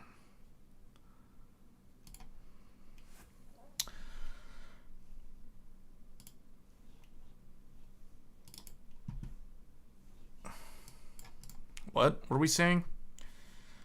Oh, probably 3 and might change to where this is the cheap option, like AM4 is selling as now alongside this. Yeah, the thing is, the reason why AM4 is still around is because that's basically AMD's DDR4 platform. That's why it's still around. Because unlike Intel, AMD went all in on DDR5 for AM5. That's why. Like, in my mind, the reason why Zen 3 is still in the market is because that's their DDR4 option. And there's going to be a long, drawn out death of DDR4. So it's going to take a long time for the industry to shift from DDR4 to DDR5. It's going to happen like this year, though. Because I remember back when Alder Lake launched, back in 2021, and DDR5 first was available on the market, it was insanely expensive, so most people didn't even bother with DDR5. The projections at the time were 2023. People were saying in industry that 2023, they said that you'd give it like 2 years to ramp. The production of DDR5, the economies of scale, all those factors would drive down the price of DDR5. And what's really going to drive down the price of DDR5? You guys want to know what's really going to drive down the price of DDR5? Because it's not Ryzen, it's not Intel, or it's not like 13th gen, and it's not Ryzen. It has nothing to do with those CPUs. What's going to drive down DDR5 is going to be like a few things. The number one thing... Okay, what will drive the cost of DDR5, or I guess the price? Well, cost and price, so they're interrelated. One will be, the fact that economies of scale.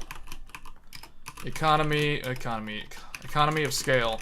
Achieving economy of scale with the production of more, and that not be made anymore.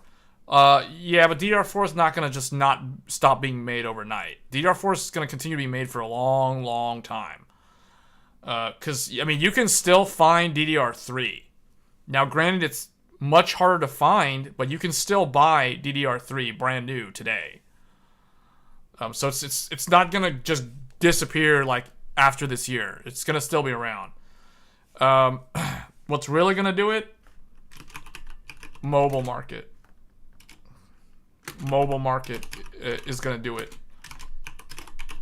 Cell phones, laptops, mobility, IoT. These are the things that's really going to bring the price of DDR5 down. This is what's going to make it mainstream. Because what changed when we shifted from DDR3 to DDR4, it was all smartphones. It was all because of Apple going with DDR4 in the iPhone at the time. And then everybody else, Samsung, everybody just copied them. I mean, Samsung made the memory themselves. Like, you know, like everybody just kind of shifted on the mobility side.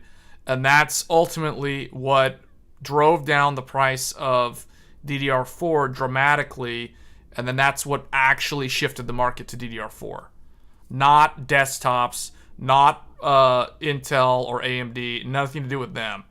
Because at that time, remember, the first DDR4, the very first DDR4 was Intel Haswell X99 chipset. So it was basically the i7 5960X. First 8 core. 16. Wait, was it an 8 core? Yeah. It was the first 8 core. $999, or no, I think it was actually $1099. I could be wrong. It was one of those two numbers. I'll just say $999. First 8 core, $1,000. Haswell E. On X99 was the motherboard chipset. In, you guessed it, 2014. 2014 was the first year that the desktop space got DDR4. So we didn't really see so like Skylake i7 6700K in 2015, first mainstream DDR4 platform, Z170. That was it. So then, of course, we got, you know, Kaby Lake, i7 7700K in 2017. It's funny how Intel actually didn't have anything in 2016. And Ryzen 7 1800X and all the other ones as well. AMD's first DDR4. This is when it was happening. It was around like this time, because remember what I said? Remember when it was 2021 and they were like, okay, 2023. So it's always gonna be like a 2-year ramp.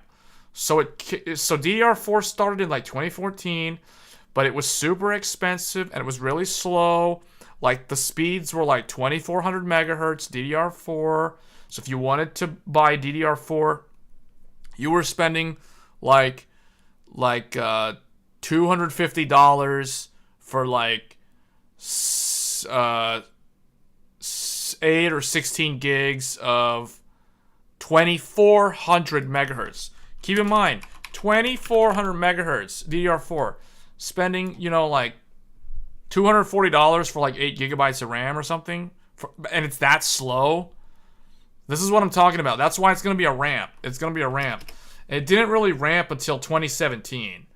2017 was when DDR4 really actually started showing up. You know how I know? My smartphone that I got in 2017, it uses DDR4. It was like the first OnePlus phone. Maybe yeah, I think it was the first or second OnePlus phone to actually have DDR4 RAM. 8 gigabytes of DDR4 RAM in my phone from 2017. So it was 2017. That was the year. So see, like a 2 to 3 year ramp to get DDR4. And it's funny, like AMD, talk about timing the market. You know, like this thing shows up like right when DDR4 starts becoming affordable. So it's like, I mean, AMD's kind of done the same thing with Zen 4, timing the market for DDR5. But it's still, I don't know, like when I think about how much DDR4 cost in 2017 versus how much DDR5 costs right now, like DDR5 is still more, well, I got to think about that. Because I spent like $173 on 16 gigabytes of the Samsung B die back in the day. That was 2 sticks of 8, G-Skill Flare X. 14, 14, 14. Because I spent about I still remember the price. It was like 173 off a Newegg for 3200 megahertz DDR4 Samsung B die 14, 14, 14, 34 at 1.35 volts. This is like the most famous RAM. This is the most famous RAM, and that was what I had in my Zen 1 1800X system. And that was like G Skill Flare X. Everybody who like seriously did the DDR4 stuff knows exactly what RAM kit I'm talking about. So I spent this much on 16 gigs, 2x8, so 16, well, let's just say 16 gigs. Let's just put it that way. So I spent this much money on 16 gigs. Hold on. How much did I spend on... Okay, I spent... So, okay, let's think about how much I spent on Zen 4 DDR5.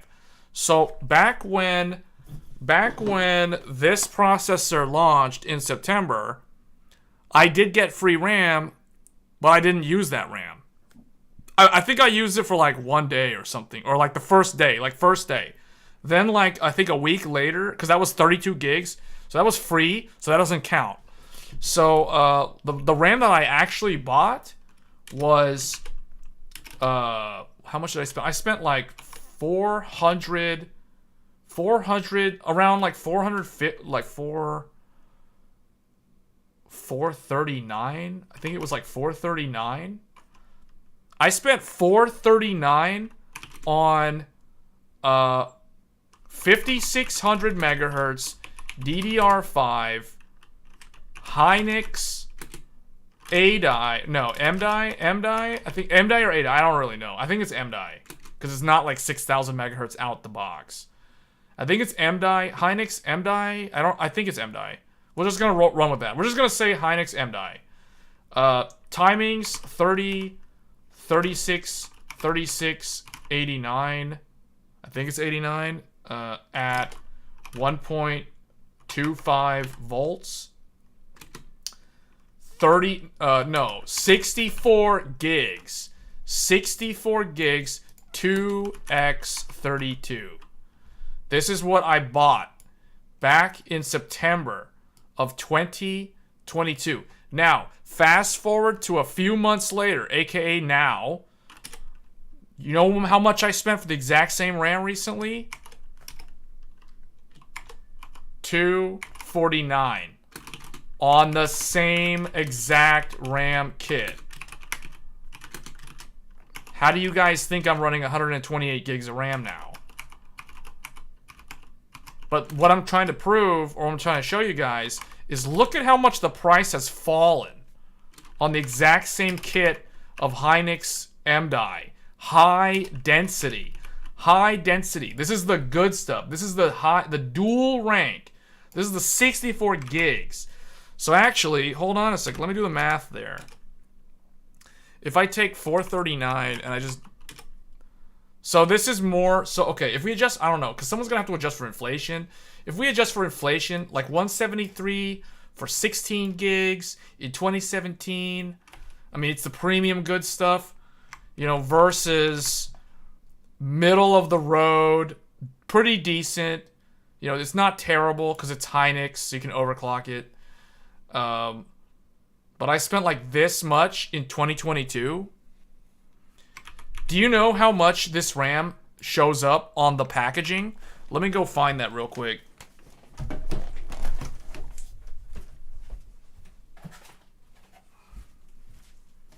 Here's the packaging. Here's the packaging. So this is the price. Hold on. Is this the right one? Yeah. Hold on.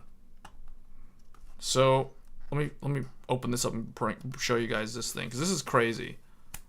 Like, where is it? Here it is. Okay. This is the list price from Micro Center for when this stuff launched, when Intel's Alder Lake 12th gen launched in November of 2021. Check this out. $799.99.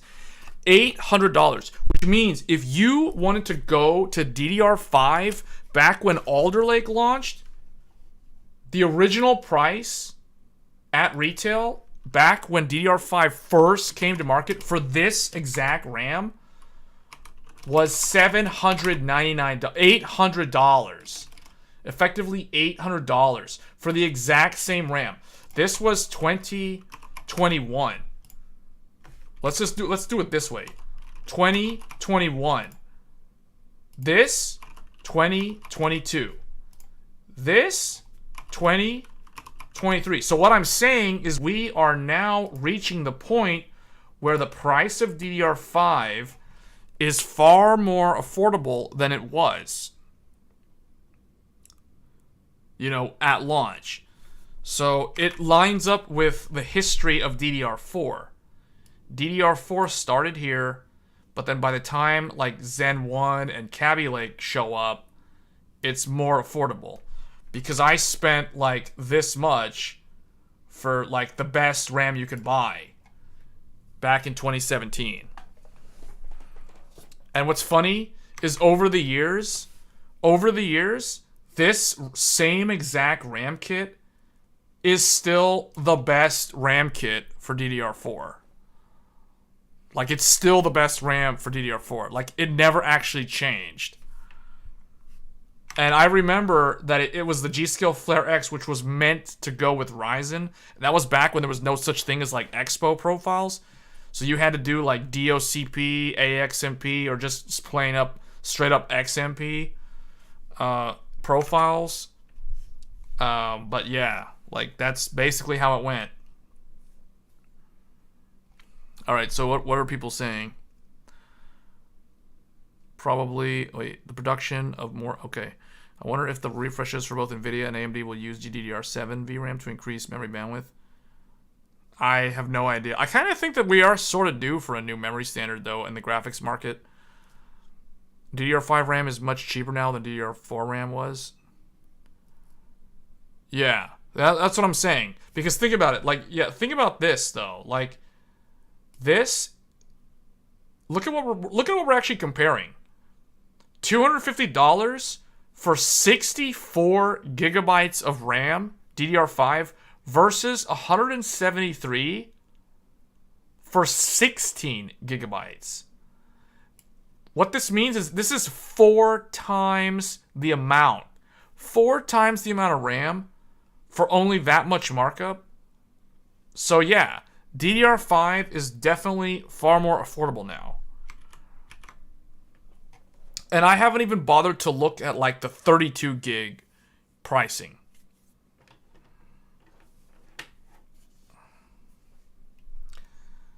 Because like I said earlier, I've only ever purchased the high-dense dual-rank DIMMs. All my single-rank DIMMs were free from Micro Center for buying the Ryzen CPUs. So I don't even know. Actually, I can show you. Like, let me look at this real quick. Because the... okay, so here's the price. Here's the price from Micro Center on the back of what was free RAM. So here's the price for the free RAM. So this was the early price for the Flare X5. This is DDR. This is 5600 cast latency 3636 3689 at 1.2 volts. This is Samsung DDR5. $250. $250 for 32 gigs. 32 gigs at 250. That still seems better value. Well, wait a minute. Wow, that means the other stuff was like on a really good deal. Okay, this is the original price, which means the price of this is definitely like, well, this is actually free if you buy a Ryzen CPU, but the price of this would probably be like $150-ish, maybe $140 something, like 147 or something like that. 32 gig, 6600 cancel latency, 32. Dominator Platinum was $299. $299. When did you get that? Or how recent did you buy that?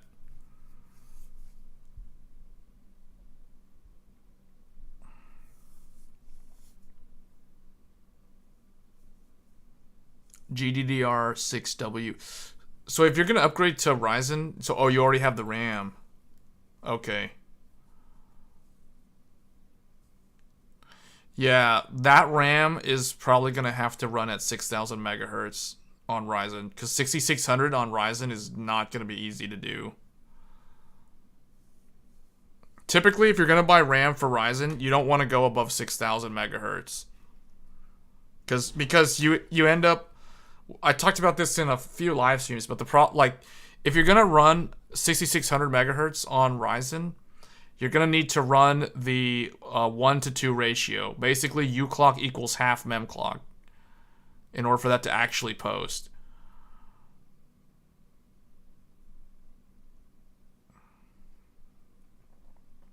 Which is fine, because as Joey showed in his memory testing that he did, there's not that big of a drop in performance when you're running it in the 1-to-2 ratio, in Gear 2 mode, essentially. Yeah, and the thing that a lot of people don't tell you is that 7200 stuff only really works when you're pushing the RAM to like 1.45 volts. And the other thing is you're running the single rank. You have to run single rank to do that. That's the reason why at some point I'm going to test Intel at 128 gigs to see what you can actually do. What you can actually do stable at 128 on Intel. Because you're not going to be running like 7200 megahertz of 128 gigs on Intel. Like Wendell from Level 1 Techs, he told me it's not going to work. But he said you can try, but it's not going to work. Like, realistically, I'm hoping when I test 128 on 13th gen, I'm hoping that I can get 5600 stable. Somebody was saying that 6000 will probably work, but you have to really, really test. It'll post and you'll get into Windows, but, I'm going to have to run Forspoken and see if Forspoken will blue screen my computer. So, yeah. Plan on just 6,000 because you found that out afterwards. Oh, yeah. I talked about it in like 2 or 3 different live streams because we did like memory overclocking, we did like general fundamental architecture, in one of the live streams, and then we did a recent one talking about like the memory, like Gear 1 versus Gear 2. Yeah. So, the thing is, like, I wouldn't bother returning the RAM because. The cool thing is, in the future, like, you'll have the option to upgrade to, like, Zen 5 or Zen 5 Plus or maybe Zen 6. Like, those type of drop-in socket upgrades, those newer CPUs will probably be able to handle the 6600 because it's all going to come down to improvements in the memory controller on the Zen architecture. Because right now it hits a wall around 6000, and that you can do 62 and maybe 64. Because I know Hardware Unboxed has been able to get Ryzen to run at 6400, but what Steve was saying was when you run it in 64, you have to run the fabric or the IMC at half. So you're cutting your IMC speed in half. So it kind of doesn't help. Like, he was saying that 6000 is actually more optimal than 6400. Because of that difference in the clock ratio, the MEM to IMC ratio. So, Corsair introduces that. Okay, what a lot of people don't know, I'll just talk about the RAM. Yeah, those are cool DIMMs. But I will say something. All of these DIMMs, as far as I know, and you guys feel free to like research this and figure out if I'm wrong or right or whatever. But what I understand about the Corsair DIMMs that are like 48 gig, 96 gig, 192 gig, All of the Corsair RAM, there is one caveat that a lot of people have overlooked or are not aware of. And I'm going to point that out right now when it comes to the Corsair RAM, because I think it's worth mentioning for those that are considering that RAM. Hold on, let me see. Hold on, let me bring up that article real quick. I just want to double check something.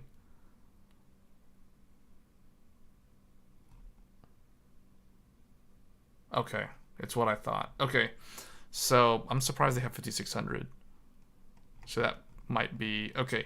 What I know for right now, and the info, what my understanding of the Corsair RAM is, it is so any RAM that is 48 GB. Whoa, oh, it's doing it again because I'm the wrong color. So Corsair 48 gigabyte, 96 gigabyte, and 192 gigabyte. There's one thing that you need to know about this RAM.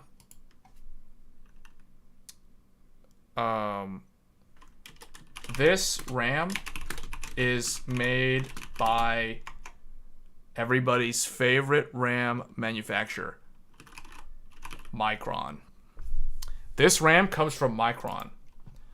All this weird, like, these weird densities, as far as I know, it's all Micron OEM.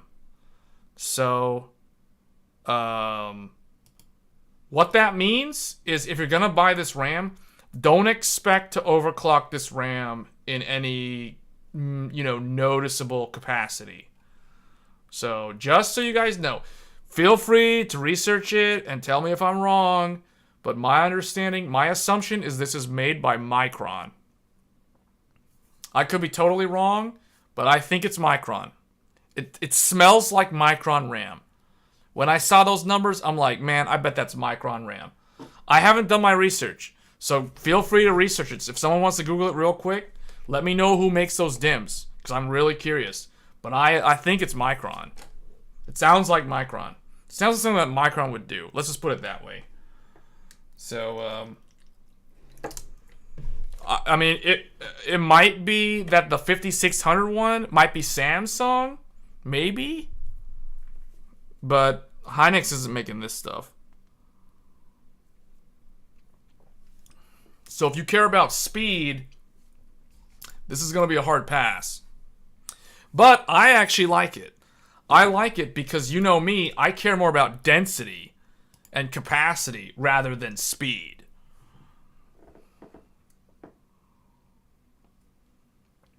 So who makes this stuff? Oh, you found the what is this though? Oh, that's the Amazon. But like, that's not gonna tell us who made it though. That's not gonna tell us who made the thing. Actually, here, let me look for it. Well, wait, hold on. Where's the story? Let's bring the story up. Okay, here's the story. Let's just bring the story up. Does it say who makes it? Micron? No. Samsung? No. Who makes this stuff? I think Micron makes it. It looks and smells like Micron. I just have a hunch. Oh yeah, hold on. Yeah, what's the timings? Where's the timings though? Doesn't say the timings. Man, this smells more and more like Micron. I can't see the timings. It smells like Micron. 5200 megahertz, that could be Micron. That's a very, very common performance premium speed for Micron. I'm not sure about this 5600, but I can guarantee you that that is Micron right there. 5200 mega transfers, that's Micron right there. You know how I know? You know how I know? Check it out. Check this stuff out. Corsair Vengeance, DDR5. Guess who makes it? Micron. Look at the timings. 40, 40, 40, 77. 1.25 volts. 64 gigs on 232 sticks. Corsair Vengeance. XMP. This is not Expo. This is XMP. Micron. So that stuff smells like Micron to me. But yeah, we need to know like who, like the actual timing. It's probably going to be like 40, 40, 40, 77, which is basically JDEC timings. That's the standard JDEC. If I had to guess. Let me see. Oh, timing was at the bottom? Where?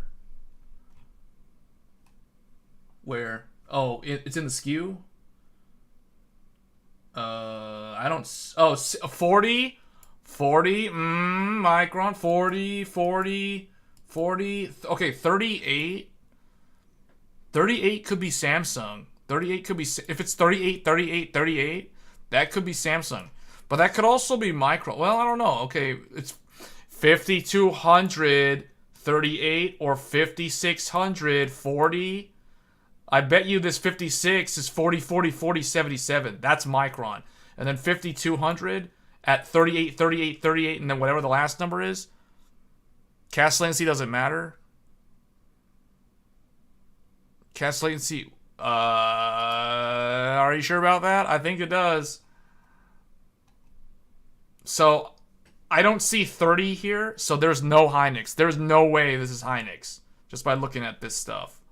This is all going to be Micron and or maybe Samsung mixed in there. But I have a feeling this is Micron. And the thing is, it's more about the density. It's not really about the speed. Because look, it's only 52. Yeah, this is actually pretty good for like Zen, to be honest. Like this is the ideal. This is the perfect speed for Zen. Because for Zen 4, because if you load up a profile for 5200 and then you do like the build Zoid timing stuff like I did, man, this stuff's gonna be fast on Zen 4, and you're gonna run perfect with the 1-to-1 ratio, uclock equals memclock, and so at that point, who cares if it's Micron, because it's all about the density. You know, give me 192 gigs of RAM at 5200 megatransfers. I don't care who makes it. That's going to be awesome. Well, I won't be able to tune it, though. Like, yeah, the build Zoid timings won't work on this because it's Micron. So, but, you know, like, the capacity's there. Yeah, this is definitely probably Micron. If somebody wants to research it, I mean, I'll try to research it. What's the name of this stuff? Corsair 192 gigabyte Micron. I'm just gonna assume Micron. Just type it in and see if it comes up. Oh, what's this? Corsair launches new 48.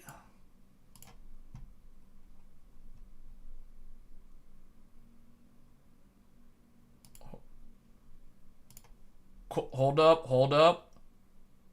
Corsair, wait, where is it? Wants to build a 7950X. Hold on. I think this is Micron.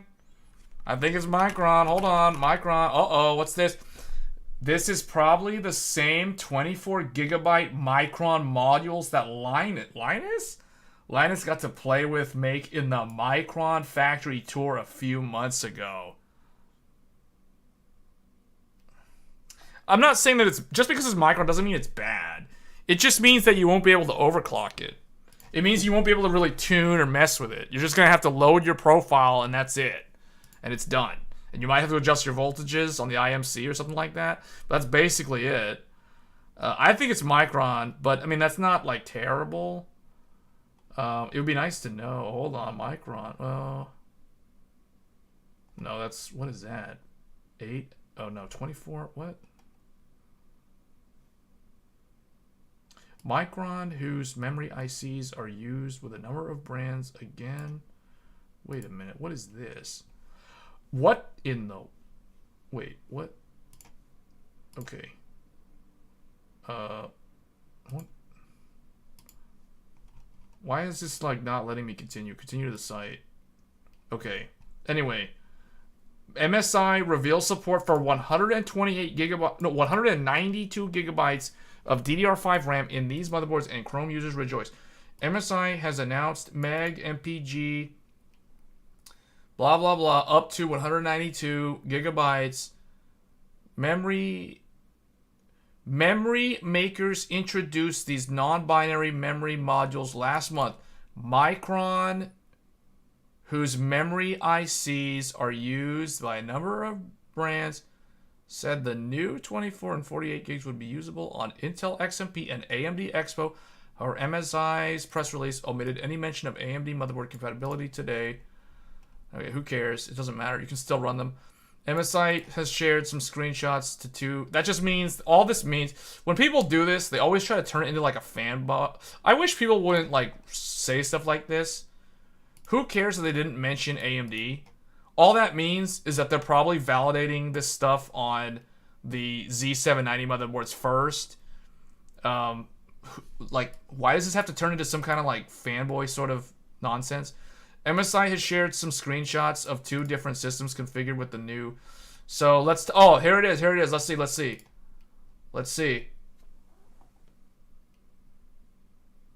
They hid it. They purposely hid the manufacturer. They purposely hid the manufacturer. They blurred it out. It says Corsair, but then it's like they blacked it out. You guys want to see that? Look at that. Check that out. They literally like blocked it out. So I don't know who made the RAM. They're really trying to keep this stuff under wraps. I still think it's Micron.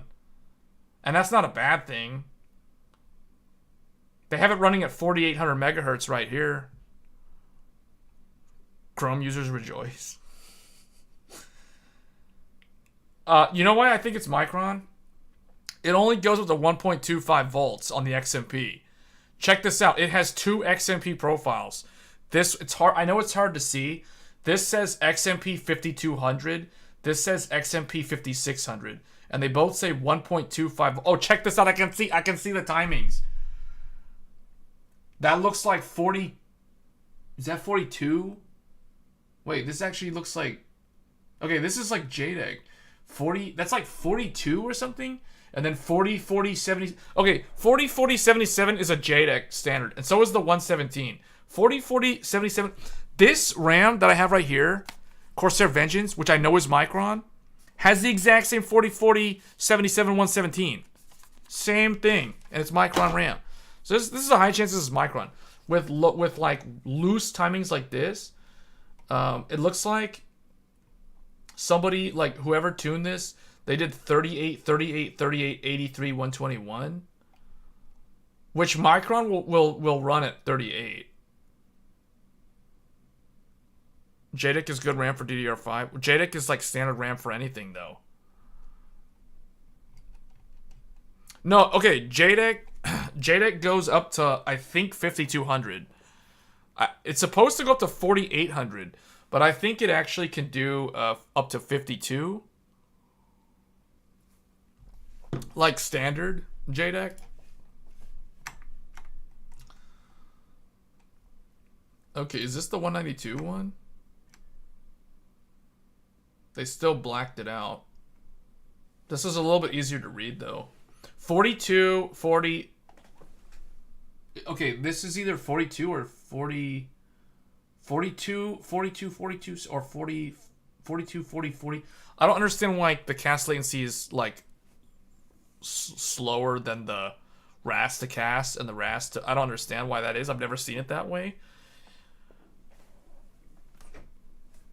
To run quad channel, you need to do stability tests or it's plug and play. First of all, this isn't quad channel. This is dual channel. You mean quad dim. You mean two DIMMs per channel. Quad channel is just to make sure, like, quad channel is not... Quad channel doesn't mean 4 sticks of RAM. Just so you know. So Intel and AMD's like Z790 and X670 and B650, they don't support quad channel. They're only dual channel. But they can support two DIMMs per channel. But yeah, you gotta stress test it. You gotta stability test it. No. Like you have to test it. There's no way you can just assume like 4 DIMMs of DDR5 are gonna be stable because it's too like it's early days. But if you're just doing 2 sticks, it's easy. The reason why this is good, or why this is cool, because this allows people to run well, is that 192? This is 192. Did they ever show like not doing 192? Like, this allows people to run 2 DIMMs and still get like high density.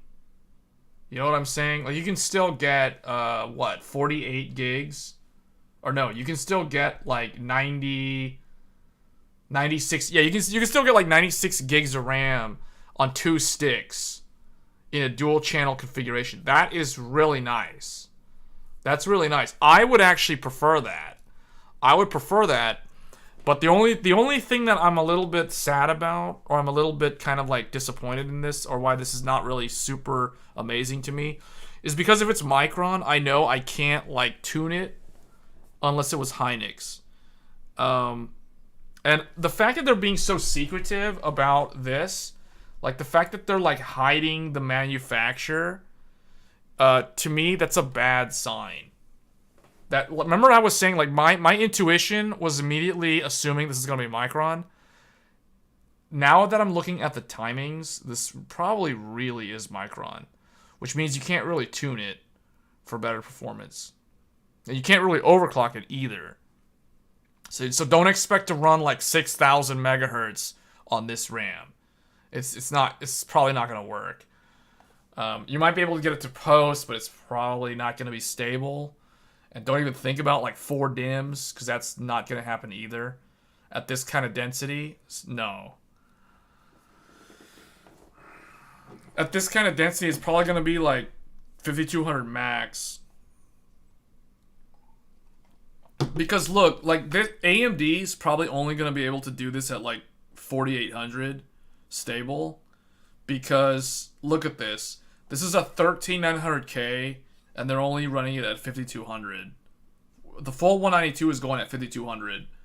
And remember, the 13900K is the processor that everybody's like, oh, it can do 7200 megahertz on like 2 sticks of RAM. Okay, well if you go and load this thing up to 192 gigs and you're only able to do 5200, that means that Ryzen's gonna be even worse. That means Ryzen's gonna only do like maybe 4800, you know, with loose timings and a lot of extra voltage on the IMC. So that's what that looks like to me. So it's cool, but you know, I'd rather probably just run like 128 gigs of Hynix with the Buildzoid timing on them. Yeah, I'd probably rather do that. But this is cool. Like, but you know, like people have already kind of told me that 128 gigs that I'm running is overkill. So this is even more overkill, and this is even more limiting in terms of the performance. So it's cool though. Don't get me wrong. If you want density, yeah, it's good. I mean, I'd like 2 sticks of this. Give me like 96 gigs of RAM on 2 sticks total, for made by SK Hynix. Then you have my attention. One of the 48 gigabyte kits of RAM is running it. Micron can still do 5600. They just do it really, really loose. Oh, you're just saying one of the 48 gig kits is running it then? Yeah, but I think the way I think this works is the 5600 is if you have 2 sticks. So like when it's 2 sticks total, it's 56. When it's 4 sticks total, I think it's going to be 52. I think if I'm understanding this correctly, that's how it's going to work. But I do like this weird number. Yeah, it's cool. 96 gigs. If this was made by Hynix, man, they really have my attention with that. And you can see like Intel's running in the Gear 2 mode like it always does, which is fine. But it's nice to see like they're able to run it at 38, 38, 38, 83, 121 at command rate of 2T. They're not able to run this at 1T. It's running 2T and 192, but that's fine. Like, whatever. Yeah, density, this is like really nice. If you want the density. 5200 megahertz. 5200 megahertz, 192 gigs. That's still really good. It's just the only negative aspect, just to like close the book on this topic, and they're probably gonna end the stream, is you can't tune it. Assuming it's Micron, you can't tune it. You can set it to 5200, and that's basically it. And you just let it run stock. So there's no tweaking of this RAM. Unless you want to run like copious amounts of voltage through it, and then it's probably just going to overheat without active cooling on the RAM. So that's going to be that. I think that's basically all I had. Yeah, I'll probably try to do more research on this RAM just to see like who actually makes it. I'm gonna guess Micron is the primary supplier, and maybe Samsung will be a secondary supplier in a few months or something like that. That's usually how things like this goes. But anyway, guys, thanks for watching the stream. It was really weird. I think this is probably one of the more memorable streams because of the whole thing with the oceans and the weather and all that stuff. I was not expecting to bring up any of that stuff. Yeah, we'll see. I know. So it looks like Michael's gonna probably get the 3D or the X3D CPU, and I know Joey's definitely gonna get one on launch day. I'm gonna watch the reviews. I'm probably gonna watch like as many reviews as possible, and then make my decision based off of that. So with that being said, we're gonna go ahead and get on out of here, guys. Once again, thanks for watching, and I will catch you guys in the next one. Thanks.